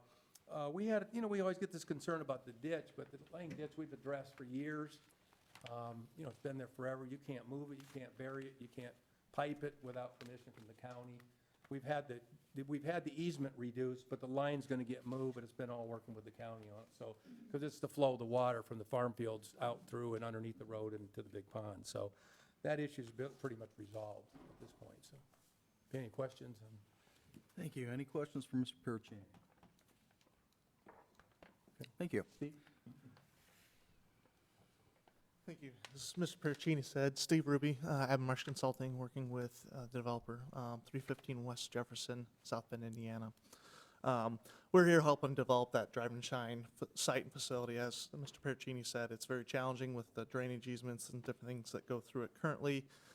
We're just helping smooth that process out, making sure everything comes into compliance with the City of Mishawaka standards and regulations, and making sure the facility is a top-notch facility as all his other facilities are currently.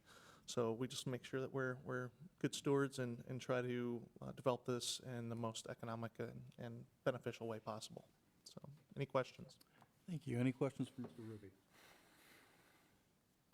Thank you, sir. Thank you. Is there anyone else who wishes to speak in favor of the proposed ordinance? Please come forward.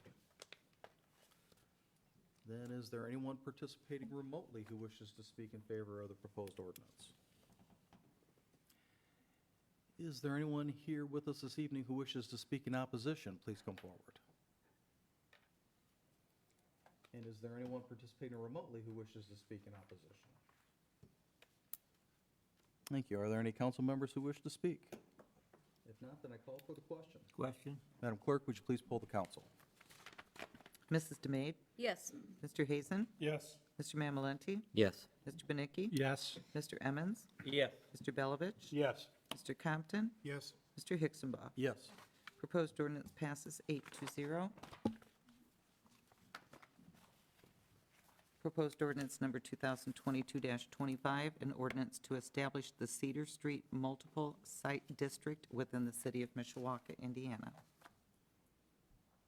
Thank you. May we have the committee report, please? Yes, Mr. President. To the members of the Common Council of the City of Mishawaka, your Committee on Land Use Planning, to whom was referred the matter of proposed ordinance number 2022-25, report that they have examined said matter and their opinion should be adopted. This is signed by the entire committee, and I move for its acceptance. Second. Thank you. A motion has been made and seconded to approve the committee report. Any additional questions or comments? Hearing none. All those in favor signify by saying aye. Aye. Opposed? We'll now move into second reading of public hearing on proposed ordinance 2022-25. Good evening. My name is Krista Hill. I'm the Secretary for the Historic Preservation Commission, and I work in the Planning Department. With me tonight are Alan Groskowiak, Mary Watt, and Luann. I am so sorry. Welsh. I just wrote down their first names. Luann Welsh, who are also on the Historic Preservation Commission. and worked with each of these homeowners. And one of the homeowners, Mike Portalees, is here representing his family. The 3 houses contained are within this district are 315 Cedar, owned by, on the tax record as Michael F. and Rosalie Portalees, represented by Mike Portalees. It is a contributing property. 321 Cedar, owned by Sarah Jostwick, is an outstanding property. And 403 Cedar, owned by Susan Goodair, was recognized as notable in 1995 when we had the survey done, but was recently reviewed by the Indiana Landmark staff and was elevated to the status of outstanding. There are tiered guidelines in which the higher the rating, the higher the standards. The 2 outstanding rated homes have more guidelines that restrict their changes. So for example, the contributing house could change their original windows as long as they are the same size. They could take old windows and put new vinyl windows in. However, the outstanding houses would be first asked to repair the windows and explore those avenues before changing them. On October 2nd, 2022, the Historic Preservation Commission recommended to approve the Cedar Street multi-site district. Be happy to answer any questions. Thank you. Any questions for Ms. Hill? Thank you for the information in particular. Thank you for what was provided in terms of historical information. I found that to be as interesting as anything that I've read in a while. So I Correct. appreciate And all that. we kind of paired up a commissioner with a homeowner so that they were able to get that information from them. It was a wonderful and help. touch. Thank you for doing that. All right. Thank you. Is there anyone else who wishes to speak in favor of the proposed ordinance? If so, please come forward.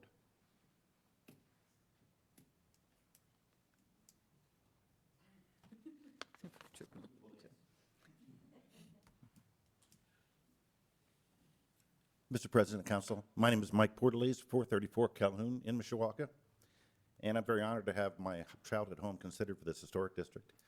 My parents bought the house in '64 and still own it. Well, my mother does. My dad passed, as you mostly know, 9 years ago.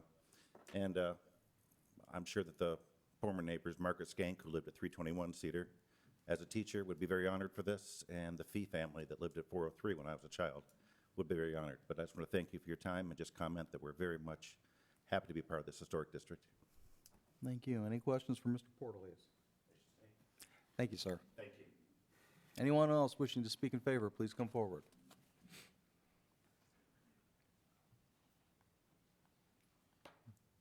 My name is Mary Watt, living on Prospect Drive and a member of the HPC committee. And in speaking in favor of making this a historic district, I think with the city's plans to improve the Cedar Street Bridge, which was built in 1904 and helped to create this neighborhood that we're now speaking to make a historic district, and also the extension of the Riverwalk, which is also in progress. This will tie in so nicely with the other preservation efforts that are being taken place on Lincoln Way, and just will add a lot of ambiance to that neighborhood. Thank you. Thank you. Is there anyone else who wishes to speak in favor? Please come forward.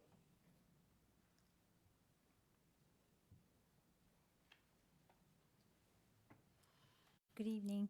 My name is Luann Welsh, and I live at 1202 East Mishawaka Avenue, and I am a member of the Mishawaka Historic Preservation Commission. I would like to speak in favor of the Cedar Street Historic District. As these and other homes in Mishawaka near their century mark, it's very important to preserve the architecture and the outstanding craftsmanship of these older homes. Recognizing these homes as a historic district helps protect the integrity of their original features, as well as encourage pride of the homeowners and encourages them to take great pride and love their community even more. Thank you. Thank you. Any questions from the council? Thank you. Is there anyone else who wishes to speak in favor? Please come forward. Then is there anyone participating remotely who wishes to speak in favor? Is there anyone here with us this evening who wishes to speak in opposition? And is there anyone participating remotely who wishes to speak in opposition? Are there any council members who wish to speak? I will only add thanks to our friend and colleague Kate Volker, who was unable to be here tonight due to a scheduling conflict, but Kate sits on the Historic Preservation Commission, and it was, I'm sure, played a vital role in this as well, so we appreciate her work, along with all the other members of the HPC in bringing this to us. And with that, if there are no other questions or comments, I will call for the question. Question. Madam Clerk, would you please poll the council? Mrs. DeMade? Yes. Mr. Hazen? Yes. Mr. Mamalenti? Yes. Mr. Benicki? Yes. Mr. Emmons? Yes. Mr. Belovich? Yes. Mr. Compton? Yes. Mr. Hixenbaugh? Yes. Proposed ordinance passes 8-0.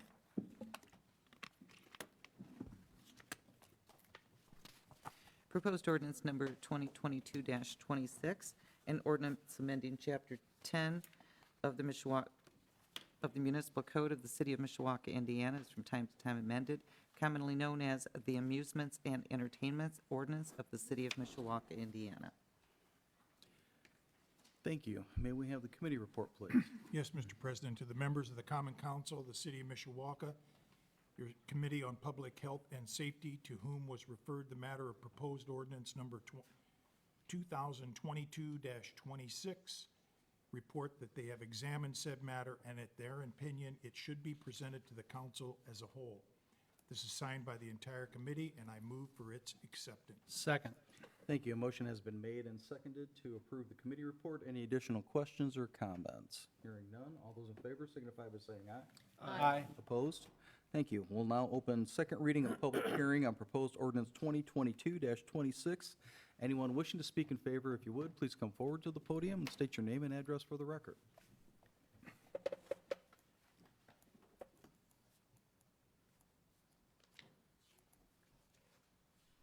Thank you, Mr. President. Chief Witkowski, Mishawaka Police Department, currently residing at 200 North Church Street, soon to be different. I am here to speak in favor of Public Ordinance 2022-26. This is something we started months ago. It pretty much stemmed from the Heavenly Goat incident up north a few years back. We as a police department thought we needed something to help us out in that arena when these parties pop up, because we had nothing on the books that would control it or address it. So that was our target to do. We did not create the wheel on this. We as in, now I'm speaking for city attorney, but he went to several different sites and investigated what other communities are doing to stop these type of incidents, these parties, and come up with what we felt was a good solution. I have seen some recent comments, pushback on things that are listed in there. I'd just like to say up front, I'd be more than willing to look at those concerns and work through those. I thought we addressed most of them, but maybe we did not. There are things that are listed in there. One thing I noticed today when I was rereading it, it was about the going to your neighbors and trying to get permission before you have an event. That was meant to be an outdoor event only, not indoors. That wasn't targeted to be indoors. That was supposed to be an outdoor thing, which we have done in the past. We currently do that now. People have block parties. We make them go to the neighbors and make sure it's okay and they're good with it for closing the street. So there's no charge for the form. We would like to, we would like to see filled out, but we could work with these clubs on especially annual events that they've had for years. I'd be more than glad to work with them on that and quickly get those vetted. And if we had a list, say, at the beginning of the year of, whatever that number might be that they annually have, I mean, we know they haven't had problems with those, so those would be pretty easily to be looked at and checked off the list. But what we're trying to do is stop. We're trying to be proactive, not reactive, to events such as the Heavenly Goat. I mean, that ended up being a homicide. That was an awful situation, 70, 80 shots fired. People the apartments across the street, across there by Bar Louie were hit. So we're lucky we didn't have more damage than we did.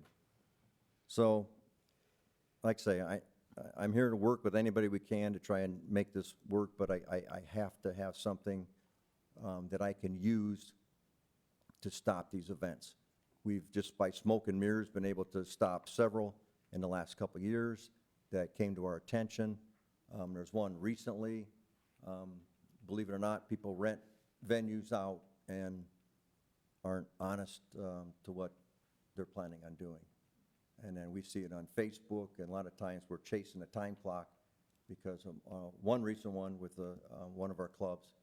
We found out like on a Thursday, the event was supposed to take off on Friday. It was proposed to be a birthday celebration, and on Facebook, the advertisement was quite contrary to what that was going to be. So we were able to get that stopped.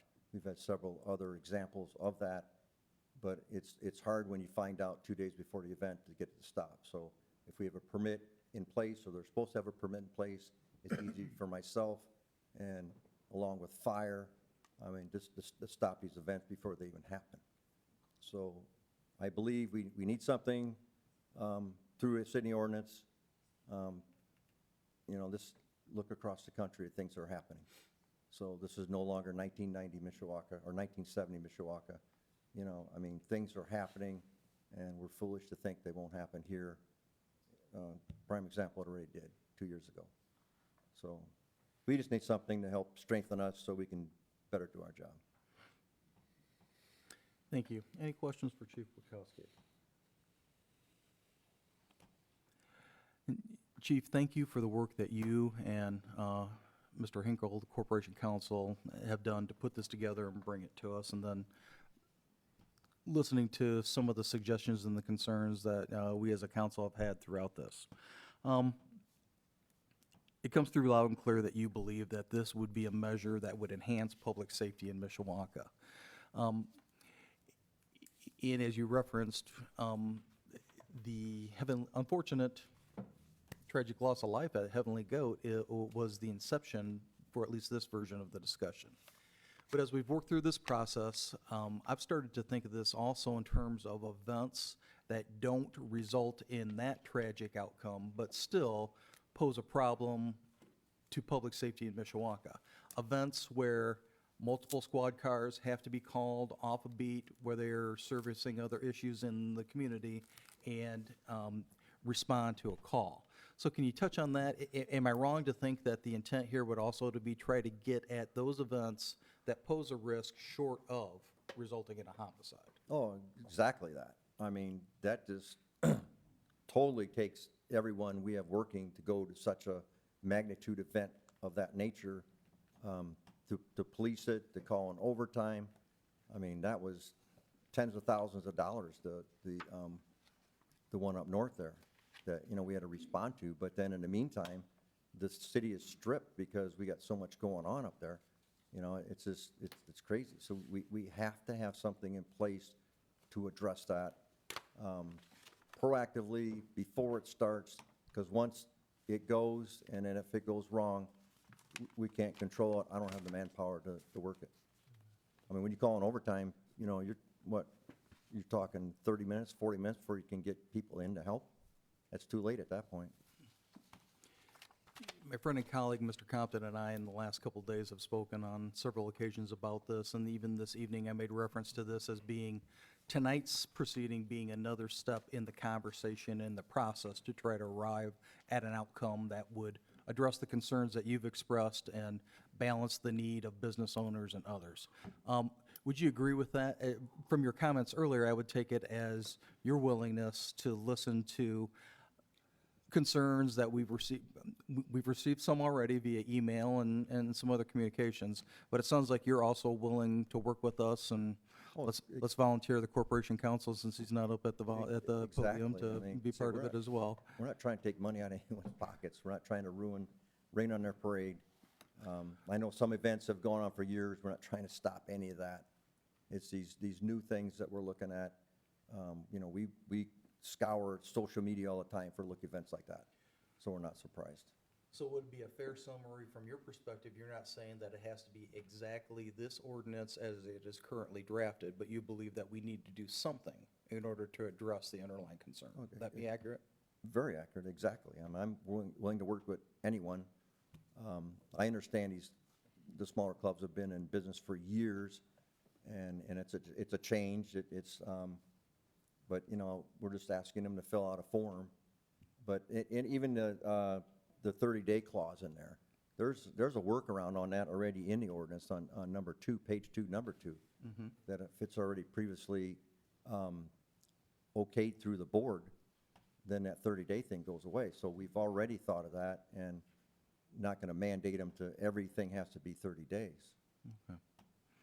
Well, I appreciate your assistance this evening, and again, with the work that you've done to get us to this point, so thank you. Any additional questions for Chief Witkowski? Thank you. I guess that was just a bunch of noise. Nobody really has any questions for you. but- Thank you, Chief. All right, thank you.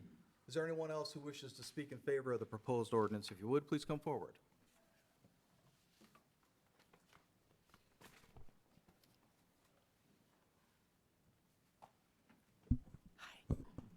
Janet Whitfield Heidick, 622 West 8th Street, Mishawaka. I am here tonight as a member, council member for the DeMickey Club.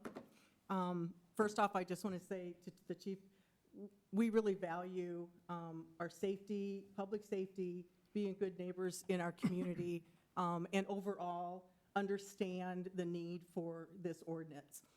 What I and my colleagues, the board members, I believe, would like to see is maybe meeting to just kind of discuss a few of the things that we still have questions on how it's going to affect the club. And some of it may be semantics and easy things just to fix. When we look at the section 4 with C, we understand that, you know, funeral dinners, weddings, wedding receptions, those would be exempt from that 30-day. But we also have graduation parties that can be more than 50. I mean, it's kind of like, I look at it and say, if this is a list, is it a comprehensive list, or will there be, you know, the ability to kind of broaden it in scope? We have, surprisingly, sometimes people have baby and bridal showers that are more than 50 people, which is crazy, but it happens. You know, those kind of events. And I guess the other thing, one of the questions that we thought was, throughout the year, and I don't know if this affects us or not, throughout the year, we have the Small Business Mishawaka. They host something in the upstairs hall, a vendor's market. So on any given day, they might have maybe 15 vendors. Maybe they'll get 20 people there that Sunday. Maybe they'll get 60. It's kind of hard to know. So how does that impact those kind of hall rentals when it's not the club actually sponsoring it, it's an outside vendor coming in, who is a very good, I mean, very, very wonderful to work with. So I guess some of it is the onus of how does that fit into what we do to allow her to be able to rent the club hall to do what she does. So, and I know she goes around to other various venues throughout every month. I mean, so we're just like maybe once a quarter. So those are just some of the small things. I think maybe it's just working through some of the questions maybe the clubs have. And maybe there's an opportunity to meet with the clubs together. We're working on a Columbus Day event, so we all get together on a regular basis for this. But, you know, so maybe it's something where we just have the opportunity to go through this a little more and ease our fears or our concerns on how it impacts the club, because like I said, we do want public safety. We want our patrons to be safe at our club, and we don't want issues at our club either, even for rentals. So I just want to share with that, and so maybe we can talk. Yeah. Thank you. Thank you. Any questions Thanks. for Janet? So Janet, would it be fair to say that if there was an opportunity for not just representatives of the DeMinkies, but representatives of our friends in the for-profit market to participate as well? Absolutely. I think you need, and I know we have clubs that will allow you to come and have a meeting. Will you commit that John Livers won't be your representative to this so that we don't have to deal with that issue? Nah, it's just me being, sorry. Anyone else wishing to speak in favor, please come forward. Mr. President, council members, Dave Wood, Mayor, here to speak in support of this effort, which originated, as Chief said, out of the Heavenly Goat situation that happened, as well as some others that we've learned about over time. But by the good work of the Mishawaka Police Department, working with some outside agencies, might have turned into very bad situations. But we recognize that, you know, we were lucky maybe a couple of times, and we may not be lucky all the time. We live in a different world. We see deception out there when it comes to renting some of these places. We're looking to protect business owners, and we're looking to protect service clubs, of which I'm a member and a good customer of most of them here in Mishawaka, including tonight. But when Heavenly Goat happened and a couple of other issues happened, we decided to take a comprehensive look all around at how we, you know, what could we do differently? How can we respond better? One of the things that we promised was not only to look at operations within the police department, but also at our ordinance structure. We saw a glaring hole in our ordinance structure for something that gave us a tool that, when it comes to some of these big events that we may not know about, at least give us notice so that we can be on alert for it. So that's this here. But we have also made some changes at the police department. We now have a rapid response unit that we're training up and getting prepared with new equipment to respond. You know, we are always looking to be proactive, and this is an effort to be proactive at the Mishawaka Police Department. And our job, number one, is public safety. It's our top priority, and so we believe that this is needed. This type of tool is needed, but we hear loud and clear. This was always meant to be a conversation starter. We're not here to dictate. Trust us, this is more work for us, and we're not interested in charging and being bad for business, but we need to know about some of these things and help and protect to the extent that we can.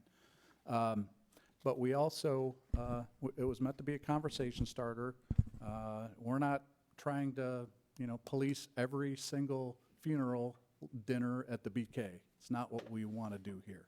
We want to work with the BK and come up with something that protects them, works for them, also allows us to you know, to provide public safety to the best extent that we can. So whether it's a business, whether it's a club, we would love to have the conversation and make some tweaks and tunes just to get this as right as we possibly can.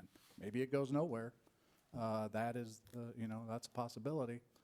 But we think that there is a need for a tool of this nature. Could be something different, but we see this as a need for the city of Mishawaka.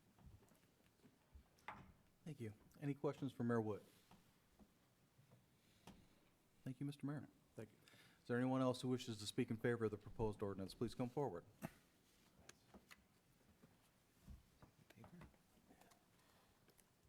Good evening. My name is Pat Perry, representing the Dealer Club, 914 Division Street in Mishawaka.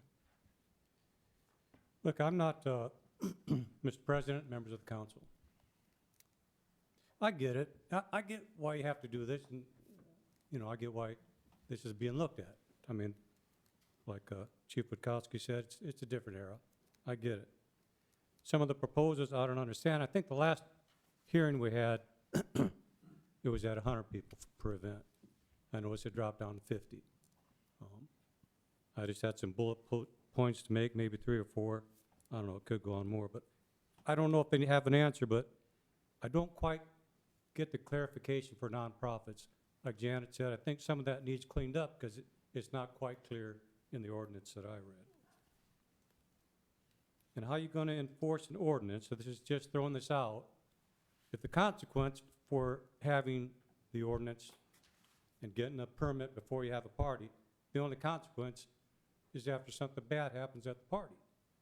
You got the permit, guns go off, people get killed, police get called. The only consequence is that you get fined, either $2,500 or $7,500. Is it really the intent to protect our business or to protect the image of the city? Now, Mr. Wachowski presented an example that happened at my club. I believe the South Bend Police Department alerted his department about a questionable event. Okay, I got word of it. I shut it down. We had an off-duty Mishawaka police officer scheduled to secure the event. We have to provide security for an event that was planned, and we had that. When the Mishawaka Police Department found the Facebook page, they thought it was a questionable organization or people, and they wouldn't allow that officer to secure the event. I couldn't secure another officer or another personnel in one day, or it's actually less than 24 hours. So I shut it down. My question is, if the city doesn't want to enforce what they're trying to enforce, and I'm stuck to going to Uncle Frank's security department, I don't quite see that the city is really concerned for my business. So those are some bullet points that I think still need to be talked about, because I don't quite get the whole intent of the proposal. And, I don't know if y'all have answers for that, if you have any questions for me, but I think it needs to be still discussed, and I think it could be worked out. And I get it. I think it's a good thing, but I think it also needs to be worked out where it's more proactive than reactive. Thank you. Any questions for Mr. Perry? Pat, if you have your comments reduced to a list, if they're in a format that we can actually read them, if you want to leave them with Debbie, then that would be something that we could share with all of us, that we can integrate that into the process here. I will tell you that, and your questions are logical, so I'm not trying to indicate otherwise. I think this process is going to be more beneficial for all of us if, rather than trying to answer these things on a fly, what was suggested earlier, which is coming up with a different format where we can work through this in more of a measured fashion, I think we would be doing ourselves a collective disservice if we tried to write this in real time tonight on the floor of the chambers. My personal opinion is that we're better off trying to look at another process where you, the clubs, the for-profit, corporate citizens have an opportunity to be part of the process, as long as everybody goes into it with the anticipation that no one will get everything that they want when you bring so many people together and try to come up with a piece of legislation by committee. There are going to have to be some compromises that we strike, but that's not me saying that I think right now we've struck the perfect balance with where we're at. So I appreciate your concerns, but that would be my preference in how we'd move forward. Let's look at a process where you can work through this in a little bit different fashion and take into consideration all those good points that you're I raising. understand. It seems like some of the businesses that should be represented here are not here. Well, I'll tell you, my friend and colleague, Mr. Compton, went over and above what I even would have expected that he would do by making some phone calls throughout the community. The problem is, anytime that you try to do that, there's always somebody who feels like they should have been on the list to call, and there isn't any ready-made list of folks who would potentially be impacted by this that we can reach out and touch it and have them be here. So again, I'd like to have as many voices, as many perspectives be involved in this, and I appreciate Mike Compton's efforts to do that. We're going to have to rely on people like you and others who have contacts with folks that we don't even know who exist to invite them to be part of the process. I sense that all of us are willing to hear from all the voices who feel like they have a stake in this. It's just that it's impossible for us sometime to quantify the universe of people who might potentially be interested. Thank you. I just want to reiterate, I'm not against the process, or I just don't understand if the intent is right, or if the intent is written correctly.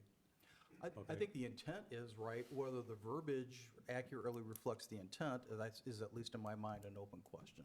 But the intent is to try to enhance public safety here and strike that balance between promoting public safety without this serving as an additional impediment to either nonprofit or for-profit good corporate citizens who are trying to do the things that they do. So that's where we have to try to strike that balance, and if we're not there yet, let's work through it so that we can get there.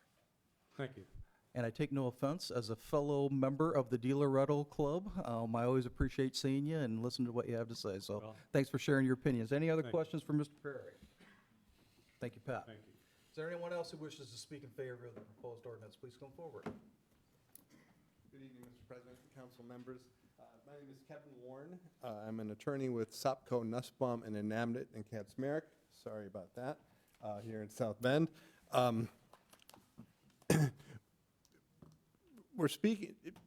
We initially took a look at this ordinance very recently and identified a number of concerns. I'm sorry, I'm getting a little ahead of myself. I'm here representing the Chicory Event Center, and so several of their owners are here tonight as well. Recently had the opportunity to take a look at the ordinance, and we did identify a number of concerns that we had. And I will tell you, we're sort of very gratified to hear the discussion that's taking place over the ordinance. Our hope was to be part of a process to discuss those issues. We certainly recognize the concerns that Chief Wachowski has raised and is trying to address. And frankly, to hear some of the discussion and to hear him articulate some of the concerns, I think we do have some ideas about ways that we could participate in that process. And there's some very sort of obvious common ground that I think we can find in terms of putting an ordinance together that helps reflect those safety concerns, but also minimizes what to us right now looks like some very serious impact on the way that they book and the flow of their business as one of the for-profit centers. And so, and we also understand that this has been a process that's been in the works for a while. And so if there is a timetable that folks are trying to hit and to make sure that they maintain to keep this moving, we're more than willing to do what's necessary to participate in those discussions. And I think we could offer some valuable input, like I say, that helps address the concerns that we agree are legitimate concerns, but also help ensure that the businesses the impact is minimized. Thank you. Any questions for Mr. Warren? Counselor, I appreciate your comments, and we appreciate Chicory and their involvement in the community as a good corporate citizen. I would say, and this is my opinion only, that the time frame here is to move as quickly as, and you'll appreciate this, prudence would dictate. Because I'd rather have us be right and try to address some of the concerns that are being expressed this evening and otherwise than to move forward prematurely. So how quickly we can move is, dependent upon what transpires from this point forward. But thank you again for your comments and for Chicory and for what you do in the community. Is there anyone else who wishes to speak in favor of the proposed ordinance? Please come forward. And is there anyone participating remotely who wishes to speak in favor of the proposed ordinance? Is there anyone here this evening who wishes to speak in opposition? Please come forward. And is there anyone participating remotely who wishes to speak in opposition? Are there any council members who wish to speak? Mr. Council. Thank you, Mr. Hixenbaugh. I heard everyone loud and clear. First of all, I want to apologize to a few of the clubs publicly that weren't included in our initial discussion. Just made a list in my head and didn't think about some, and I apologize for that. Some that I should have thought about, frankly. We did catch more this time and made some calls, and they're represented here, a couple of different clubs. We as a council listen to Chief Wachowski, mayor, and the legal staff, and this is what we come up with. What I suggest going forward is that, and I'm just talking out loud as one councilman, that we delay this tonight and that we continue this discussion. And we delay this indefinitely, frankly. I think that I would like to see our chief and our city attorney have a public meeting where they sit down, because they pretty much crafted this for us. We give them some ideas. If we work through this as a council, then we're going back to them about, we're the middle person. And I prefer to take myself out of that middle. I'll be supportive of the city administration and work with them and be at those meetings. But I think that's who needs to hear from the public. And then with that, maybe we can draft something. I do have a concern. We talk about what really started this off. And I ask myself, if this was in place when that happened, would have we stopped it? I don't know. I don't know. And that was a private, that was a private business. They wouldn't even know about this ordinance necessarily. So I'm not sure that it completely resolves it. So I think those are questions we have. Do we need to do something better to help the intel of our police department, so to speak? Along with this, of some sort, we have certainly made the clubs in our community aware of a situation. I'm going to guess if I were in the operation of the clubs, if I were in your shoes, I would be a little more selective on who's going to rent from me. And I would ask a few more questions. And I would be a little more adamant about, are you sure this is what's going to go on? So with that, Mr. Chairman, I'd like to make a motion to delay this. Second. Is that in order at this point? Absolutely. I'd like to make that motion. And I don't want to cut off any other council people, but I do want to. Let me restate the motion, then I'll throw it open for comments from everybody else. Very good, thank you. Motion has been made and seconded to postpone further public hearing and vote on proposed ordinance 2022-26 indefinitely. Any additional questions or comments from the council? Hearing none. All those in favor signify by saying aye. Aye. Opposed? The matter will be postponed indefinitely with the anticipation that we'll work with the administration to come up with a process so that we can integrate these comments and concerns that we've heard this evening into the final work product.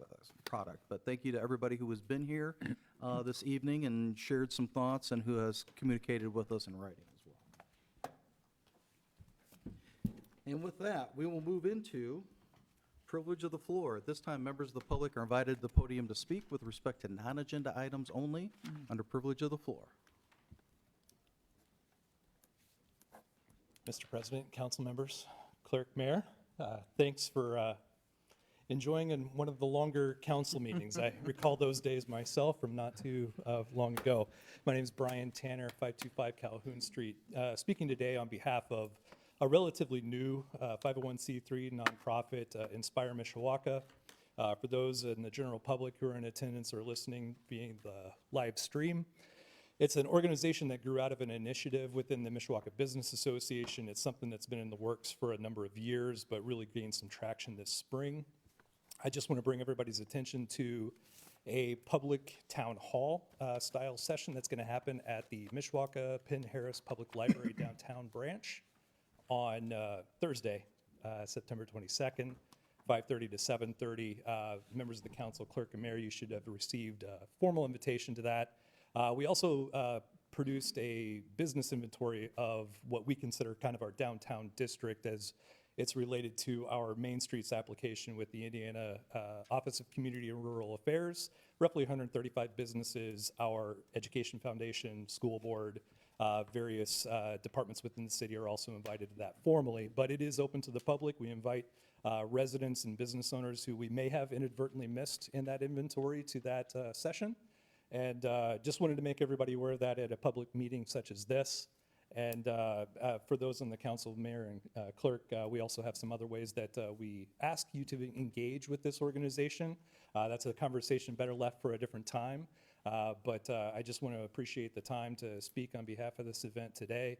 Hopefully we are well attended because we are absolutely looking for the feedback from the community as this gives us the potential to access some funding, some grants, and some resources that we have otherwise not been qualified for as a community, not having a Main Streets program in the city of Mishawaka.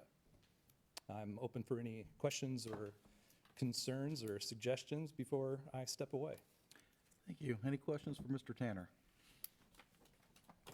Thank you, Brian. Thanks so much. Is there anyone else wishing to speak under privilege of the floor? If so, please come forward. Seeing no one, is there anyone participating remotely who wishes to speak under privilege of the floor? Thank you. With that, we will move into unfinished business. Resolution R 2021, I guess this is off the cuff here. I don't know why this is, I'm sorry. It's okay. Resolution number's wrong on the paper. Resolution R 2022-17, a resolution of the Common Council of, you know what this is? This is the old one that you guys had done before and it's got stuck on top. There you go. A resolution of the Common Council of the City of Mishawaka, Indiana, approving a petition of the Mishawaka Board of Zoning Appeals for the property located at 1017 East Jefferson Boulevard, Mishawaka, Indiana. This is a use variance to allow a food truck in the parking lot of Pilo's Body Shop at 1017 Jefferson Boulevard. In the record, we reflect that the petitioner has requested postponement of this matter to September 19th. Mr. Compton. I honor Mr. Pilo's request and ask that we postpone this to our next regularly scheduled meeting. Second. Thank you. A motion has been made and seconded to postpone further public hearing on proposed resolution 2022-17 until our regularly scheduled meeting of September 19th, 2022. Any additional questions or comments from the council? Hearing none. All those in favor signify by saying aye. Aye. Aye. Opposed? The matter will be postponed until September 19th. Thank you. New business. Is there any other new business to come before the council this evening? Mrs. DeMade. Thank you, Mr. President. I would like to make an announcement that the West End Neighborhood Watch Group will meet next Tuesday, September 13th at St. Babel School at 8th and West Streets. This month, the group will be hosting Mayor Dave Wood, Chief of Police Ken Witkowski, and Code Enforcement Director Joe Van Neville. It will be an open question and answer forum, and with issues dealing primarily with the West End. But everyone is welcome. Everyone is it's open to the public, so please come if you're able to. And it's at 7 p.m. Mr. Mamalenti. Yes, thank you, Mr. President. Just kind of put together this remark that I'm about to make. I'm going off a recent post by the Mishawaka FOP Lodge about seven hours ago. And the post kind of hit me emotionally a little bit here that 15 officers since just this year alone have already left the department. We will miss all of them greatly and want to thank them all for their tremendous service that they provided the city of Mishawaka. But at this time, I wanted to give a great shout out to one officer in particular that I've had the opportunity and privilege to work with over the last 10 years pretty closely with his involvement in the Twin Branch Neighborhood Watch group. For over 20 years, Lieutenant Reppert has been a staple for that watch group, along with him, Mr. and Mrs. Mullins. And without those three, we couldn't have sustained the watch group and to be one of the largest and strongest in the city. So I just wanted to thank all those officers that have left us this year, but in particular, Lieutenant Reppert. Thank him for his service for the city and the Twin Branch Neighborhood Watch meeting. I just want to thank him for all his years of great help. And I know Mr. Officer Faltinsky will assist us if need be. We are in good hands without him, but thank you to all, and specifically Lieutenant Reppert. Thank you. Thank you, Matt Wolsop. Any other new business to come before the council? And hearing none, a motion to adjourn would be in order. So moved. We are adjourned. Thank you, folks. Close, wasn't it?